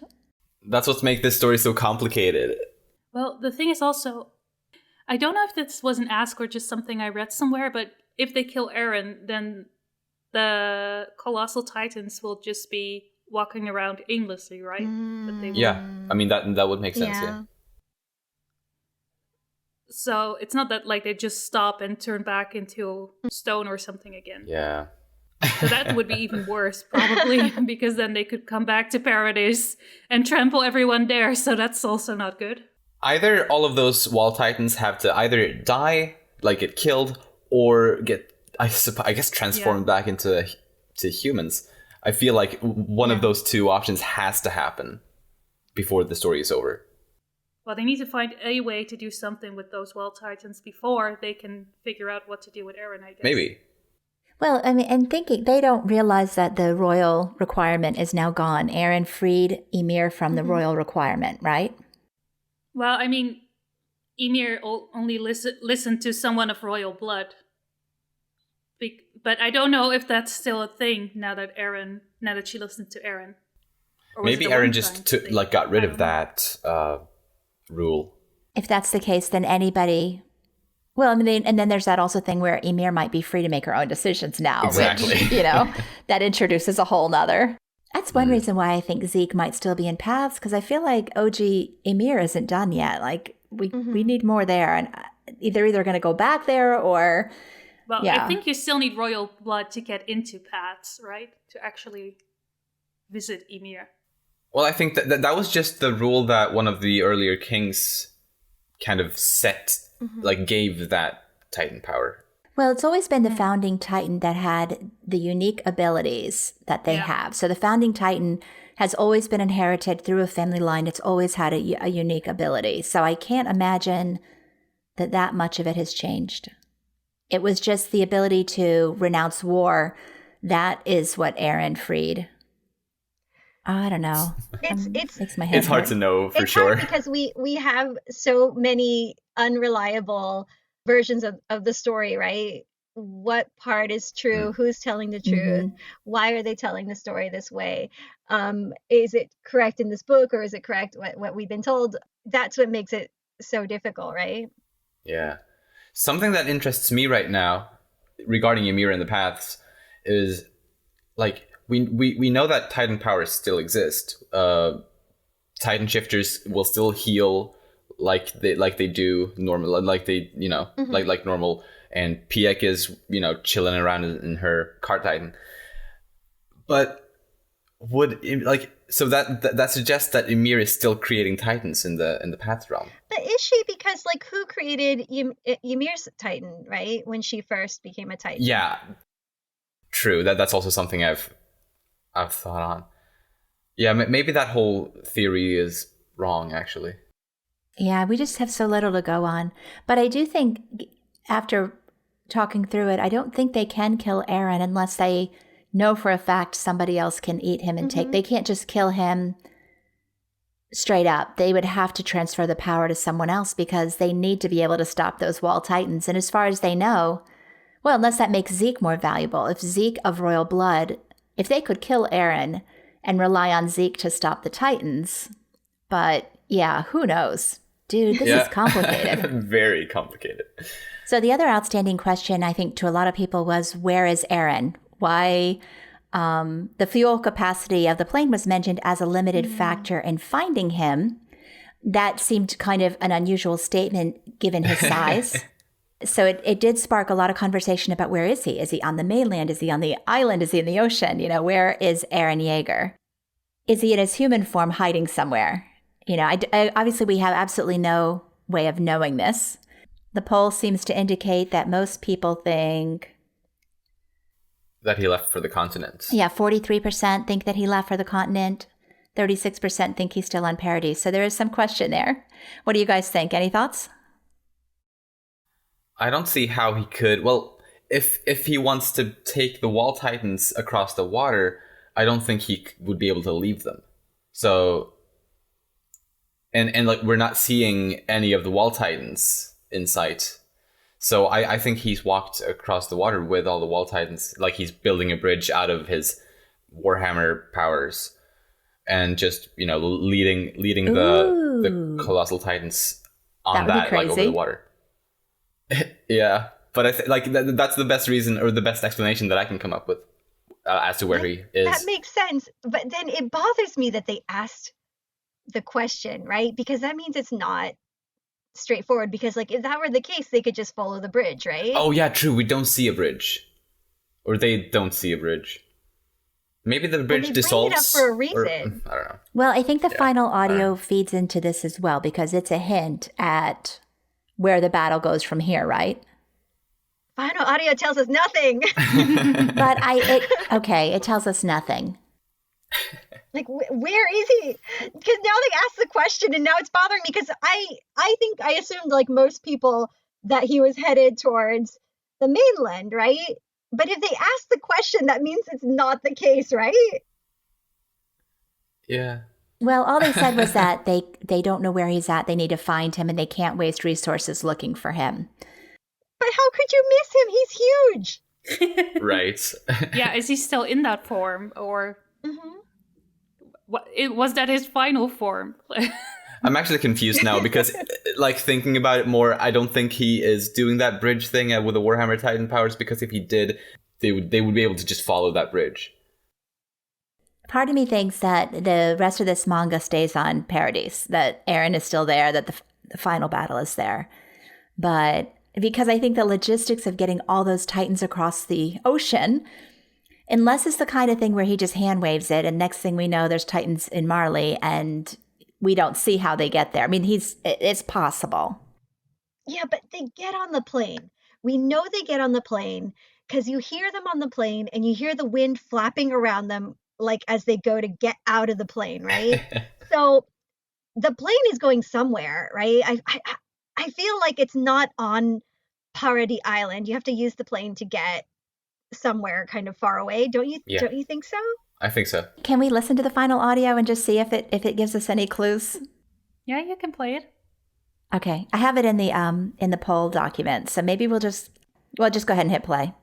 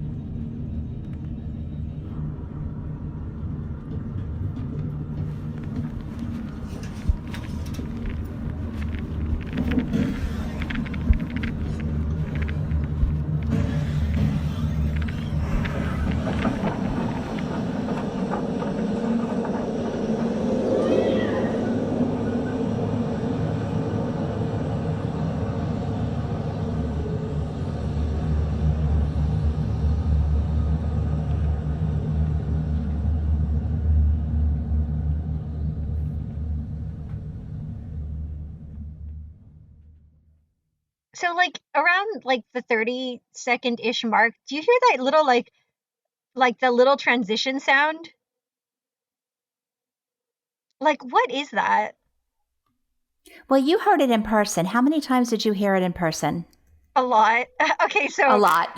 I'm trying to think. I in Osaka maybe like 3 or 4 times because I think we listened to it a couple of times in a row when we were there. And then at the exhibit in Tokyo, like maybe 10 or 12, because sometimes we would go back and listen to it again. Okay. But the experiences were really different because in Tokyo at Mori Art Museum, there was like a transition in between audio tracks. So it's like one track, but there's a scene transition. And they kind of like represented that by having two lanterns that you would stand under to listen to the audio. And then during the transition part, there was like a certain part where you move to the next lantern, the next part of the scene. So, and that's where you kind of hear the little, that kind of like transition sound, which sounds kind of like, I don't know, like otherworldly. And I don't know if it's like a paths-y sound or what's going on there, which makes me think, is this happening in reality? Is this happening in a memory? Is it happening in a paths thing? What's going on? But now with the new chapter, the first scene, and you can't hear it that well in this audio track, but there's really clearly the sound of waves. Like that's the one thing that all the people I talked to, that you could hear the sound of waves in the track, in between like the screaming and the gunfire and everything. So there is like a waves sound in the first part of the audio, right? Okay, so definitely the ocean. Yeah, there's some kind of ocean there. Okay. What about you guys? It always just sounds like, I think the recording we have is only partial, and it's very hard, but you distinctly heard 3D MGs Yeah, in the going second off? half. Yeah. So when the scene where you can hear kind of like the whirring of what we assume is an airplane, some kind of like flying thing. Now we know it's probably the seaplane, right? Okay. You hear the wind blowing, right? Because they're exiting. They're exiting that vehicle, right? And you hear three distinct 3D what do you call it? 3D MG going off. And so we know for a fact that there's at least 3 people using 3D MG, and at Either least entering, or we don't know if they're entering the plane or leaving the plane. exiting. Exiting For the sure, plane. exiting. Okay. Yeah. All right. So the door And to the plane opens, three people leave. I think so. And there's at least one pilot, right? Because somebody has to be piloting the plane. On Yonkapan again, I guess. So who are these people? How many people even fit in that plane? Or just... I don't know. I wonder. Just like be riding on top of the wings with their 3DM gear? The plane was big. We saw a picture of it back in the I think 108. Don't quote me on that, but somewhere in the 108 range, we saw a picture of it, and it was substantial. It looked like it could hold a number of people. I think Hanji's memory of it just looks more like a regular plane, but it looked different to me, or maybe it was covered up and it looked different. I don't know. That would be interesting though. If I don't think Levi. I mean, it'd be fun to think that Armin, Mikasa, and Levi get out to go talk to Eren or whatever, but I don't know that Levi's going to be in any shape to be that third person. So having heard the final audio, I guess it's been a year now since those events. Is that right? Almost 8 months? I think so. Because, yeah, it was in the winter time, a lot of it. No, but then there was the Osaka one, which wasn't that long ago. I don't remember.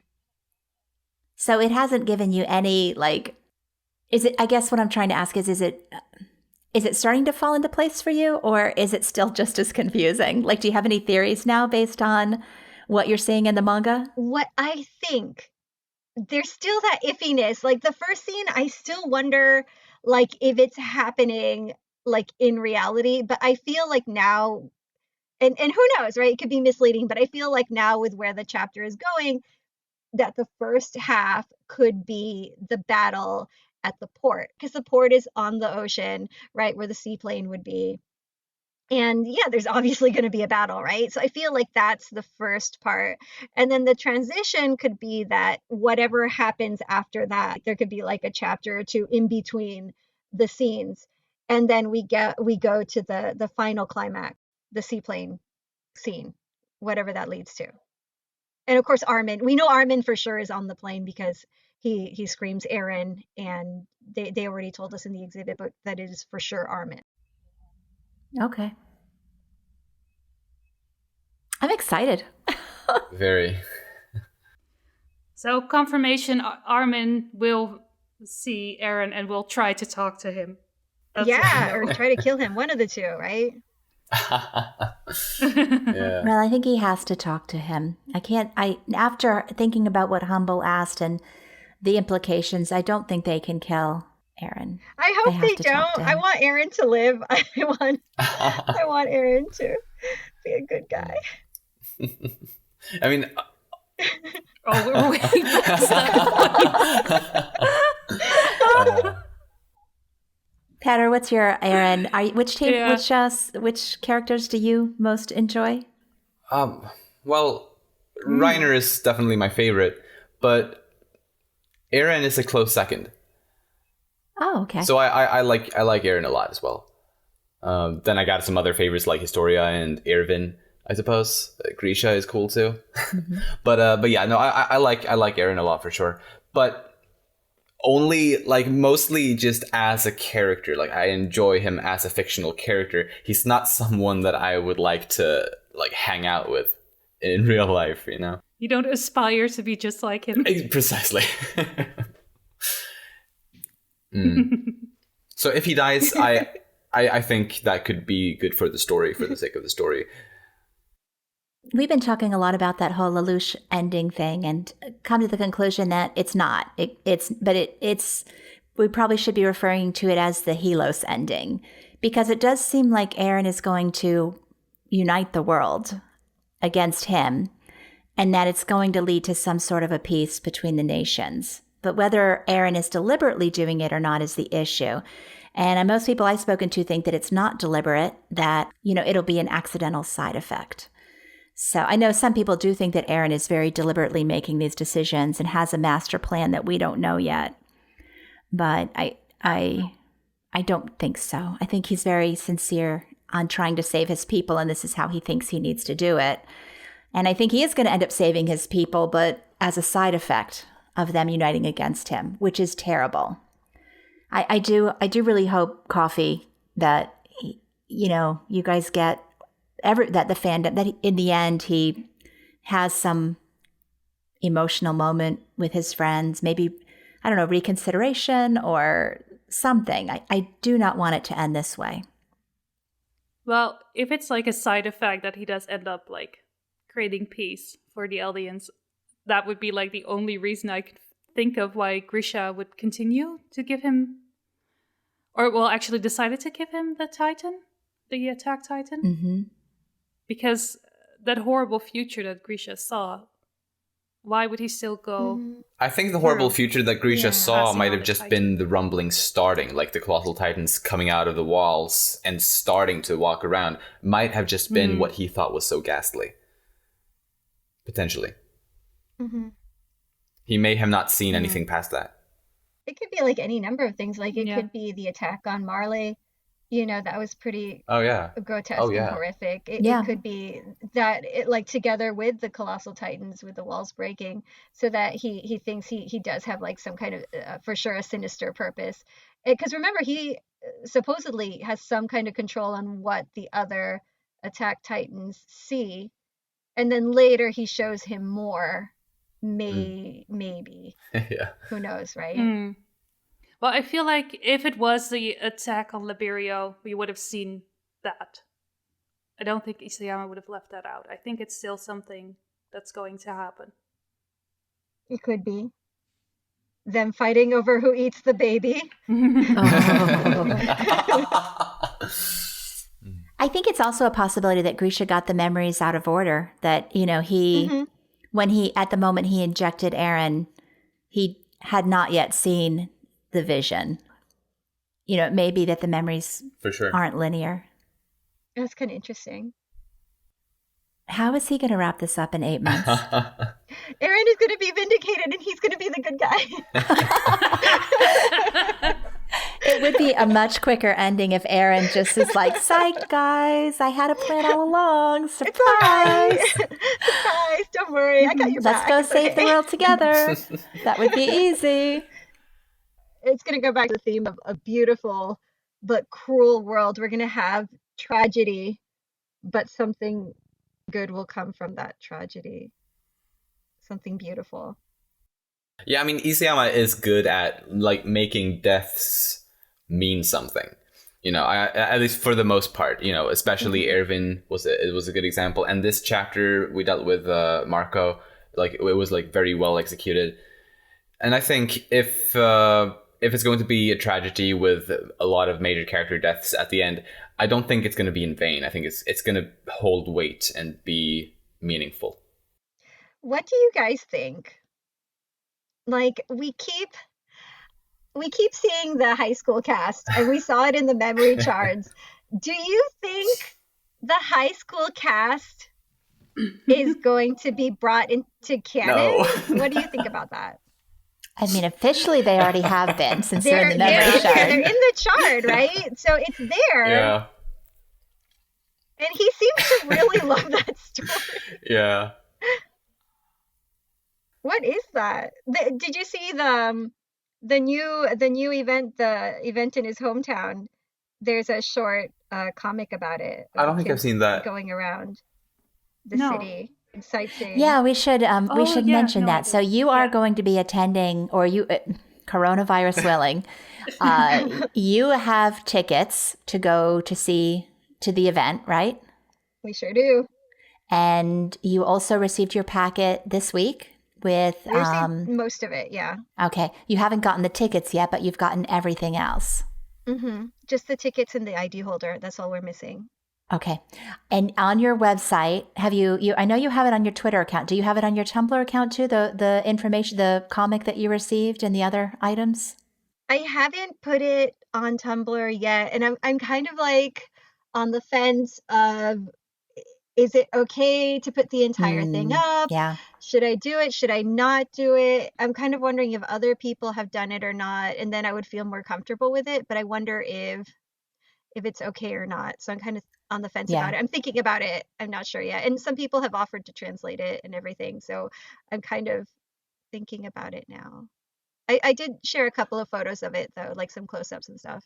All right. Well, we won't link to anything then. But so the package that you, I mean, if it's up, it's up. You know. Okay. Yeah. But he did decide to use the high school cast on the information. I mean, he's continuing that theme, right? Mm-hmm. Did you want to describe it a little bit, like what you received? Yeah, sure. So we did the one where you receive the poster and you receive a mini comic and you receive the sketch of the statue and some bonus rejected sketches. One of them is the trio, Eren, Mikasa, and Armin, like in complete fear and shock, I guess, of seeing like the Colossal Titan, and some people don't like it because Armin has peed himself in the illustration, and I didn't notice that right away, but I mean it's Isayama's humor, right? They all look terrified out of their minds. Wow. And then another one is them in like this very improbable like how do you say it, like a formation of where they're kind of like in the air and they're creating a circle out of their bodies in the 3D MG. And that one was, he writes, oh, it's rejected because it's too difficult to do. And so they're really cute. Like the rejection ones are really cute and fun. There was a couple of postcards, the thank you illustration that he did with everybody, like, we did it, and a miniature postcard of the poster. And it comes like all in like this little this green case. And what else was there? I think that's it. And then we got the two, they're like wooden tickets that have our names on it, and I guess probably the date, which is probably why they haven't sent it to us yet. And then an ID holder. That's the package that we got. Okay. So he did use the high school cast again, though, as he kind of mixed up the high school cast with the canon cast in the package. Yeah, well, the high school cast is the kids going sightseeing in his hometown and kind of like pointing out the points of interest that you can go and visit when you go there. Wow. It's kind of nice to see them all happy and together and enjoying food and all of that. It's really cute. Well, we'll link to the Twitter post that you made on it if you're okay with that. That way people totally who have fine not. with that. Yes, okay. And hopefully that will be rescheduled at a time convenient to you to actually go. When was it supposed to happen, the statue unveiling? It was supposed to happen at the beginning of April 5th, Oh, I wow. believe. Yeah, right before school started. So we were really excited. We were going to take a spring break trip, a mommy and son trip, and go see Oita and all like the historic places and eat some toriten and do all of that stuff. But no, it wasn't in the cards. Oh, and we were going to see the mountain on fire because like in Beppu, they have like a festival and they set the mountain on fire and it looks really cool. But not this year. Has it officially already been postponed, or you've not gotten official? Yeah, we got the mail like a few weeks ago, the email. Okay. So. Well, at least your event got postponed. You know where I was supposed to be today? Oh my gosh. The concert. The concert? Yeah. Oh, it's so Was sad. that today? Oh, yeah, man. it was today. Yeah. No. And instead, you're talking to us. Mm-hmm. But they might I do it think later, they're looking right? for a new date for that one as well. So I think so. I think that they are just... That was the concert in Germany? Yeah. So they're just looking for a new date, but God knows when, because... No one knows because no one knows when this coronavirus will blow over, so... Yeah, it's it's it's very awesome. concerning. Oh, well. Well, next chapter. So we have the battle at the port, which obviously is the next step on their path to saving the world. Several people have pointed out how it doesn't look like an even battle, right? We've got a bunch of basically new recruits, and then we've got all these experienced warriors, Titan shifters. What are you guys expecting? With the series ending soon and all the death predictions that are being made, if people are going to die, they need to start dying. But I just don't see any of our cast dying in the battle at the port. What are you guys thinking? Well, I still think it's a possibility for Hanji to go down. Hush. It's not something I want, but I do think that Jean stepping in and taking more of a leader role would be more likely if that happened. But I don't know. I mean, we got 5 Titan shifters and 2 Ackermen on the Alliance. So that's a pretty OP team. Although one of the Titan shifters is a newbie and one of the Ackermans is very injured. But the Jaeger's threat needs to end quickly. They need to just stamp them out. That way they're not in the way for what they need to do next. So I do see this battle at the port being decisive in favor of the Avengers. Like unequivocal, they're going to get stomped. Floch has led all these people on his own suicide charge, basically. So do you think the Alliance, I don't want to call them the Avengers, do you think the Alliance is going to completely, like, wipe the floor with the Jaegerists here? Yeah. I kind of hope they don't. Reasonably. I think that for the story to finish, it might take 2 or 3 chapters. This might be, the battle at the port might be 2 chapters. And yeah, maybe Connie or who knows, maybe somebody will get it's always hurt. Connie. But I don't see...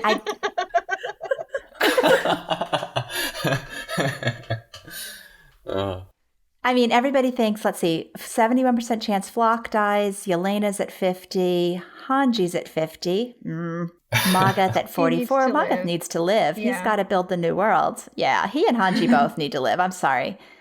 Connie, 37. But yeah, I see it being a complete wipeout. I see Jaegerist threat ending with this battle. That. They have a lot of numbers and they have those Titan, the Thunder Spears, right? And I think Shadis is going to show up with reinforcements. I feel like there's going to be a part where they start kind of like suffering in the battle, and then they come back. He jumps in, and maybe he dies. Like he sacrifices himself for humanity. Oh, we forgot. We forgot to put him on the list. Oh. That would have been a good one. We did. Yeah, that's 2 omissions. 2 things we forgot. Well. But I want Hanji to live. I really do. I think they will, yeah. I do too. Absolutely, me too. So what are you guys hoping to see next chapter? Eren? That's it. I don't want to see Eren yet. I want them to focus completely on this scene now. I don't want to shift perspectives again. Yeah, I don't either. So I want the maybe a battle to start, or if they're gonna go a more diplomatic route, which I don't think is more as likely. I think there's going to be a battle here, most likely, and I think that's gonna be probably the bulk of next chapter. Probably. Wouldn't it be interesting if they do go in like kind of like as like a decoy, like kind of like starting like looking like they're going to diplomatically discuss, and then it escalates into like a battle. Maybe they have like people like hiding in the background or something, like discuss it. I mean, the Jaegers probably don't know that the warriors are with the 104th right now, or with the scouts. Yeah, and I kind of want a discussion between Floch and them. I want to hear what they would talk about. I want to hear what role Kiyomi plays in it. Like, whose side is she on? She's on the side of money. Wouldn't it be crazy if Historia is at the port? That would be crazy. Why would she be there?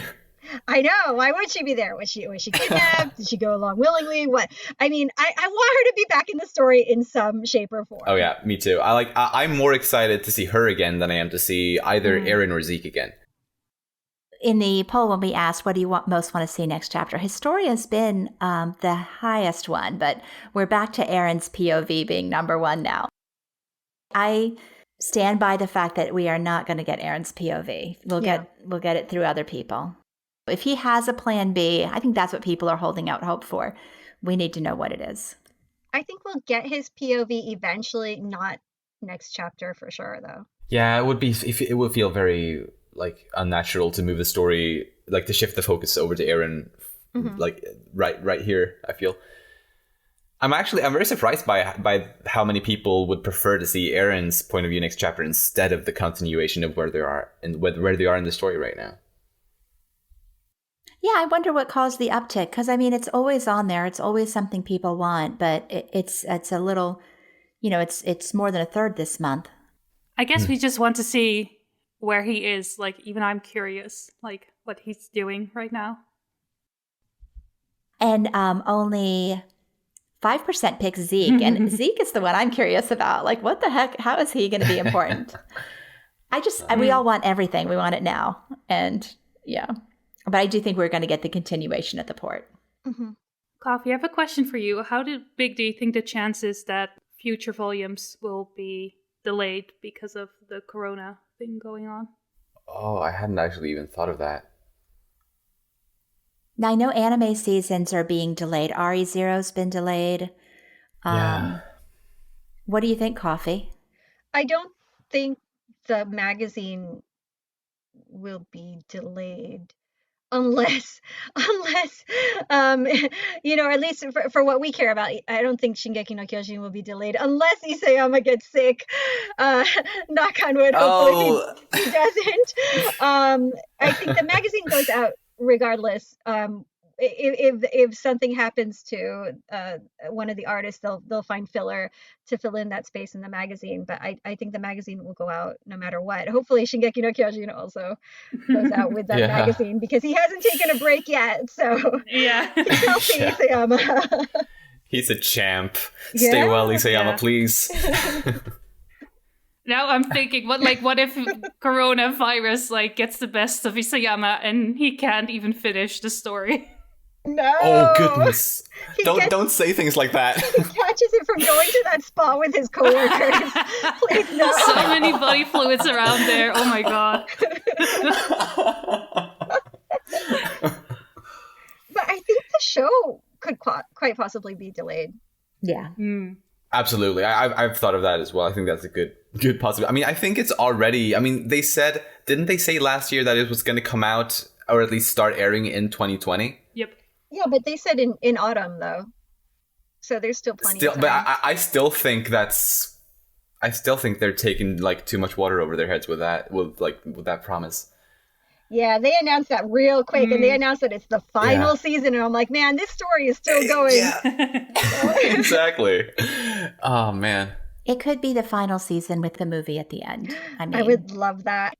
And it's kind of cool because I think a lot of people worry with the final movie that you wouldn't be able to see it. But if you look at IG, like IG, what is it called? IG Productions. Mhm. They do this other show called Psychopaths. Yeah. And they had the season, and they're ending the season with the movie, and the movie is being released simultaneously, I think on Amazon or something. Oh. So internationally, everybody will be able to watch it, which would be amazing if they did something like that with Shingeki. That would be Cool, pretty yeah. cool. Yeah. So, Coffee, we're glad you're as guest as well because we had another ask that you might have some insight on. It was Ambassador Ogweno on Twitter. Do you think there's a difference how the Japanese audience views the manga versus the Western audience? And since you are there in Japan, I know that you don't. Do you read? You don't read Japanese, do you? I read some Japanese. Okay. I'm not good at it. Okay. I'm pretty bad at it, but So, without like being in the boards and the message boards and whatever, what do you think there's any big differences there? I have a pretty limited interaction because I interact with Japanese fans mostly on Twitter, and it's usually people that I've met at events. So it's very like character focused or event focused. So like it's either like Eren fans, or somehow I've run into like a lot of Erwin fans, and it's like just really interesting. And so I see mainly like that kind of point of view. Although I do sometimes see people talking about the story, but I don't know if it's like a Japanese fan versus Western fan thing, because within the Japanese fan, there's like so many different points of view too. And within the Western audience, there's so many different points of view too. Yeah, we have LSJ in our Discord server, and she does visit the forums there. And it does seem like a lot of the same conversations happening there. I'm sure there's like a cultural nuance to some things, but in the most part, it's people arguing about the same stuff that we argue about. She said this month there was the huge argument over whether or not the girl in the dream was Mikasa or just Jean's idealized woman. So, which is a debate that we had. But once in a while, LSJ will give us a theory that she's found on the boards that I've never seen before. But in general, it's been kind of just more of the same. I really appreciated that last month. Like they were just as confused as we were about the chapter. Yes, that was good to know, wasn't it? So now it's time for a favorite of ours, Polkka's Quickfire. So, Peter, do you know how it goes? I think so. It's just like a quick answer from everyone. And you get the choice of 2 options. So let's do the order. Peter, Coffee, and then Momtaku? Sounds good. Okay. All right. First one, Jean or Reiner? Definitely Reiner. John. Jean. Reiner. Hange or Levi? Hanji. Oh, it's so hard. Hanji. I'm like, Levi. This is a tough one. Levi. Mikasa or Annie? A little bit tough, but I think I'm going to have to go with Mikasa. Me too, Mikasa. Mikasa. Annie. Gabi or Falco? Gabi all the way. Gabi. Gabi gang. Yeah, I think I'm also gonna go with Gabi, surprisingly. What? I am shocked. Well, you know. Anime betrayal, top 10. Well, give the kid a goddamn personality then. Come on. Yeah, he needs one. I think if Falco had had that huge emotional moment you were hoping for. Yeah, or even this chapter. Did he even talk? I don't even know anymore. Just... He said like a few words. He said please a couple times, I think. That makes all the difference. Okay, next one. Magath or Peak? After this chapter, I'm going to have to definitely go with Magath. Peak. I'm also going to go with Magath. Now, for the last one, Yelena or Floch? I like Floch as, like, the way Floch has been written is something I really enjoy, so I have to go with Floch. Yelena. Floch. At least he has the baby making thighs, right?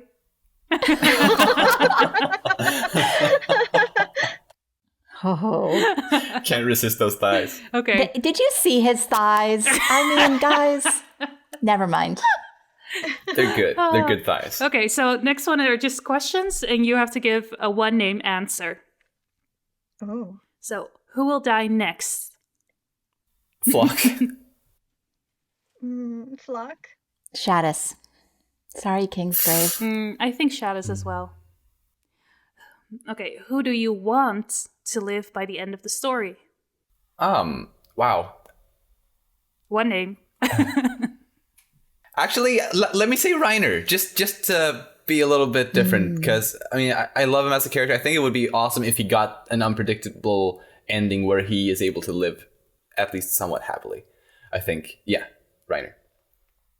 I don't know. I'm gonna go with Eren. No. Nice. Okay, both of you guys have like that. I would be so surprised if either Reiner or Eren is alive by the end of this story. So, Same. yeah, surprise live at the end of the story. I don't want it to be Floch. I think I'm going to go with Reiner. I still think Colt will live. Cold. Oh wait, I take it back. Ymir, freckled Ymir is alive at the end of the story. I cannot believe I missed this chance. We have to do it over. Ymir. Okay. Ymir. Gotta be. There's no way Ymir's story is over. Ymir's alive. I have a whole theory for it. You can read it on my website, tumblr.momtaku.com, whatever. Yeah. Okay. Ymir. Next question. Who will be happy by the end of the story? I'm gonna say Gabi. Aww. I actually really think Gabi is going to be happy at the end of the story as well. I do too, but I'll add Mikasa to the list. I want Mikasa to. Yeah, I was also going to happy go ending. with Mikasa. Okay, so last round of questions, and this time you can give multiple names. So, who will fight next? Which two people? Well, let's go with... I think it would be satisfying to see a fight between Floch and Jean. Yeah, I think Floch and Jean, or Floch and Shadis. I feel like Shadis is coming. Shadis is coming! Shadis is coming. Maybe. I want to say Hange and Zeke because I just want that. I want to find out what Zeke is doing right now. Well, I don't think it will be the next fight, but I'm really looking forward to a final Annie versus Mikasa showdown. We haven't talked about that. Wasn't that awesome, though, the fact that the world is ending and Mikasa is still willing to take Annie down? Like, forget this piece. Forget us getting along. I'm going to cut you. I just love it. Ackermans and their grudges, right? They're very intense. Yes, Ackermans do not let go of a grudge, from what I can tell. Evidence would indicate that, yeah, they have their priorities. Okay, next one. Which unlikely friendship can you see? This is probably the hardest question out of these. Do I have to go first?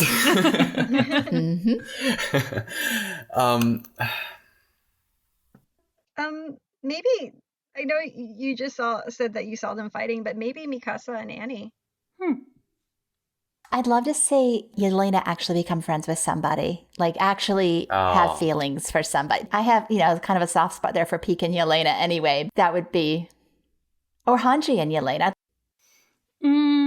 I think I have a pair. So the unlikely friendship between Kiyomi and Floch. What if she's not being kept hostage? She's there as a guest. Huh? Yeah. I see that. I was kind of thinking about that reading the chapter because he's not pointing the gun at her, right? And she's sitting pretty calmly. Right, yeah.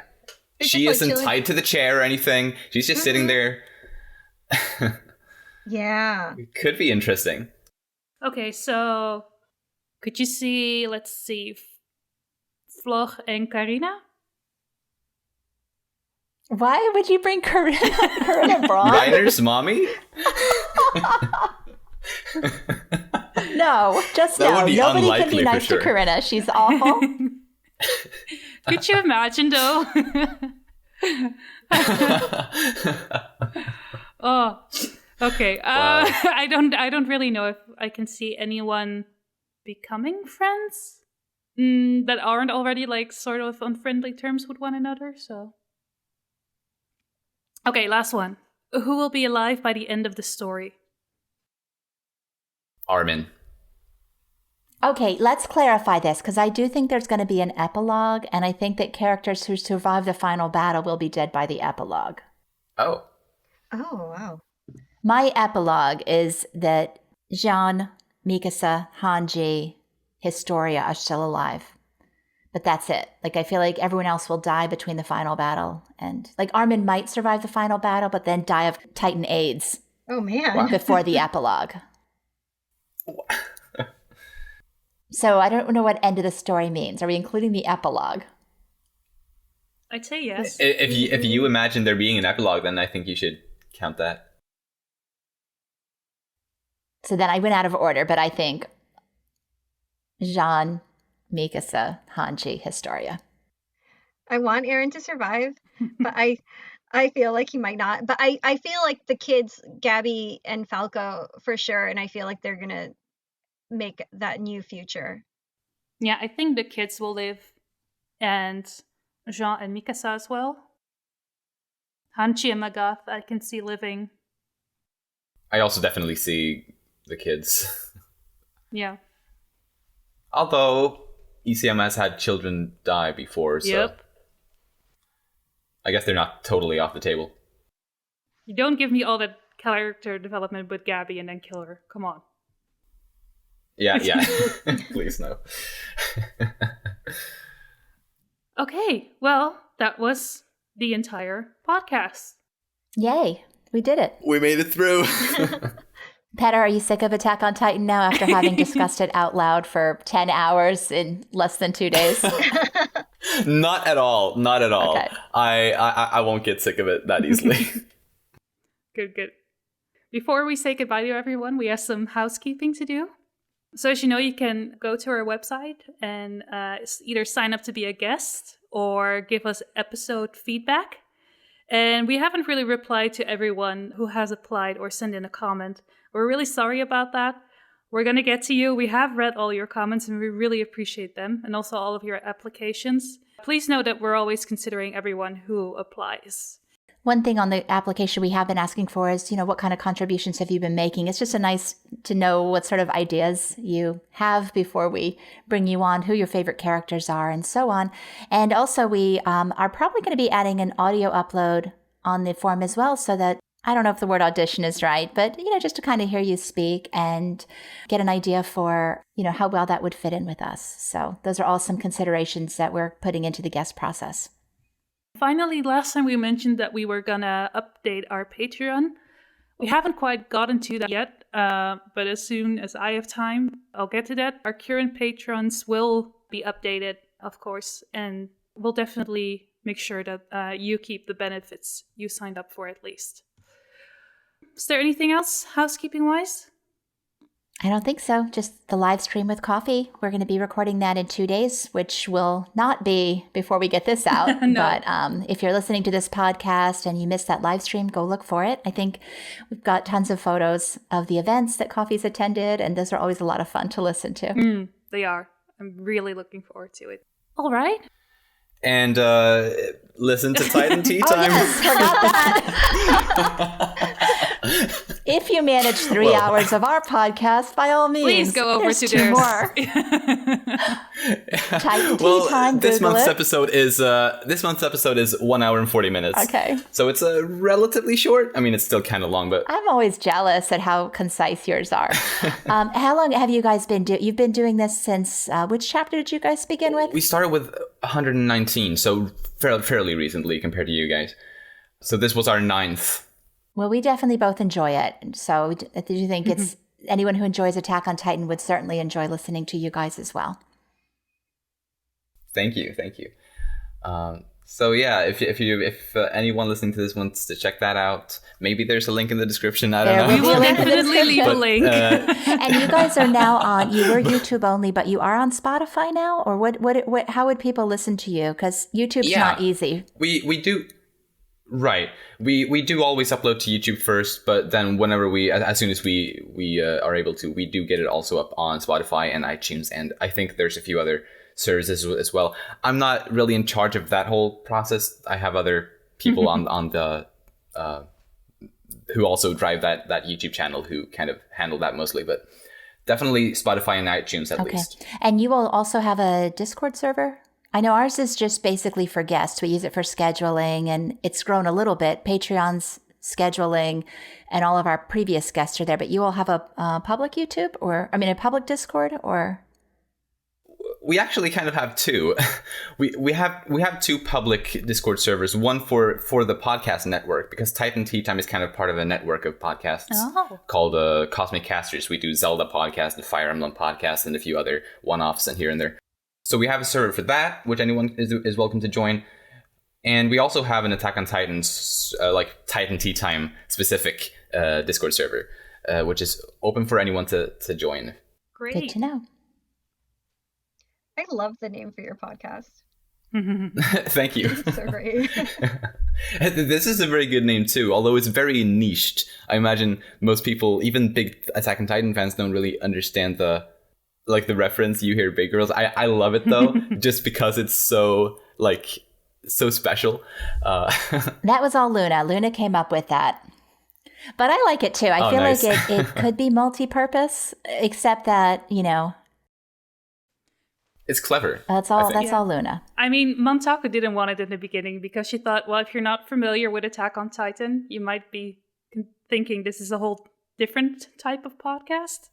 I love it. True. It is. Yeah, that's fair. Although, I mean, it says Attack on Titan podcast on the YouTube channel, right? I feel like Something if you're listening to this podcast, you're a pretty hardcore fan, though. Yeah, I think so too. Yeah. I guess anyone who doesn't get it, it works just because, it's a female podcast. But for those that do, the fact that it's a play on a Sawana song, it's kind of a fun Easter egg. Absolutely. I think naming your podcast is like naming a dog. You have to go stand on the back porch and shout it a couple of times and just make sure you can live with it. And when Luna suggested you hear Big Girl, and I literally was like, I just started saying it over and over. And I was like, yeah, you know what? I love it. It's this or nothing. So. Awesome. I remember I just wanted alliteration, and also for it to be kind of obviously about something with Titans. So I figured I thought of Titan Teatime, just like TT. Mm-hmm. I think it's catchy. All right. Anything else? I'd like to thank you guys for inviting me on. It was a blast to talk about this chapter with all of you. It was great. Thank you so much. Well, we loved having you. And you too, Coffee. Always a pleasure. Do we even ask you what time it is right now, or no? It's 3:19 in the morning. We really appreciate you being with us. Yeah. We're looking forward to the live stream with you. And your energy at 3 a.m., I just can't even. I had coffee and I had an energy drink. I might not be able to sleep now after this. But I love Good luck. Talking with you guys. And it was so nice talking with Petter, too. It was just so lovely hearing everybody's point of view, I agree. Well, I'd like to thank everyone who's listening. I'd like to thank everyone who has listened to our podcast. If you've made it this far, thank you for joining us. Appreciate all the support we receive. The likes, the reblogs, the retweets, the Patreons. We appreciate you all so much. Thank you again to our guests for being with us, Coffee and Petter. And thank you to Kenny, Carol, Simon, and Taryn for being our patrons. And we'll see you soon, Coffee, on the live stream. Yeah. We hope you enjoyed listening to the podcast as well. Thank you, as always, for offering your hearts and your ears. And until next month, or whenever Corona allows us. Bye-bye. Bye-bye. Bye. Yay.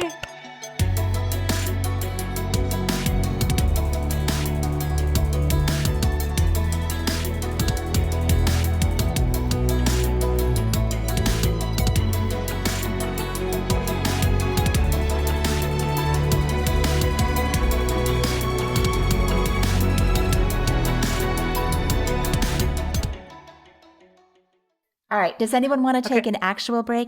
Yes. Okay. Yeah. Back in a few minutes. Oh yeah. See you soon.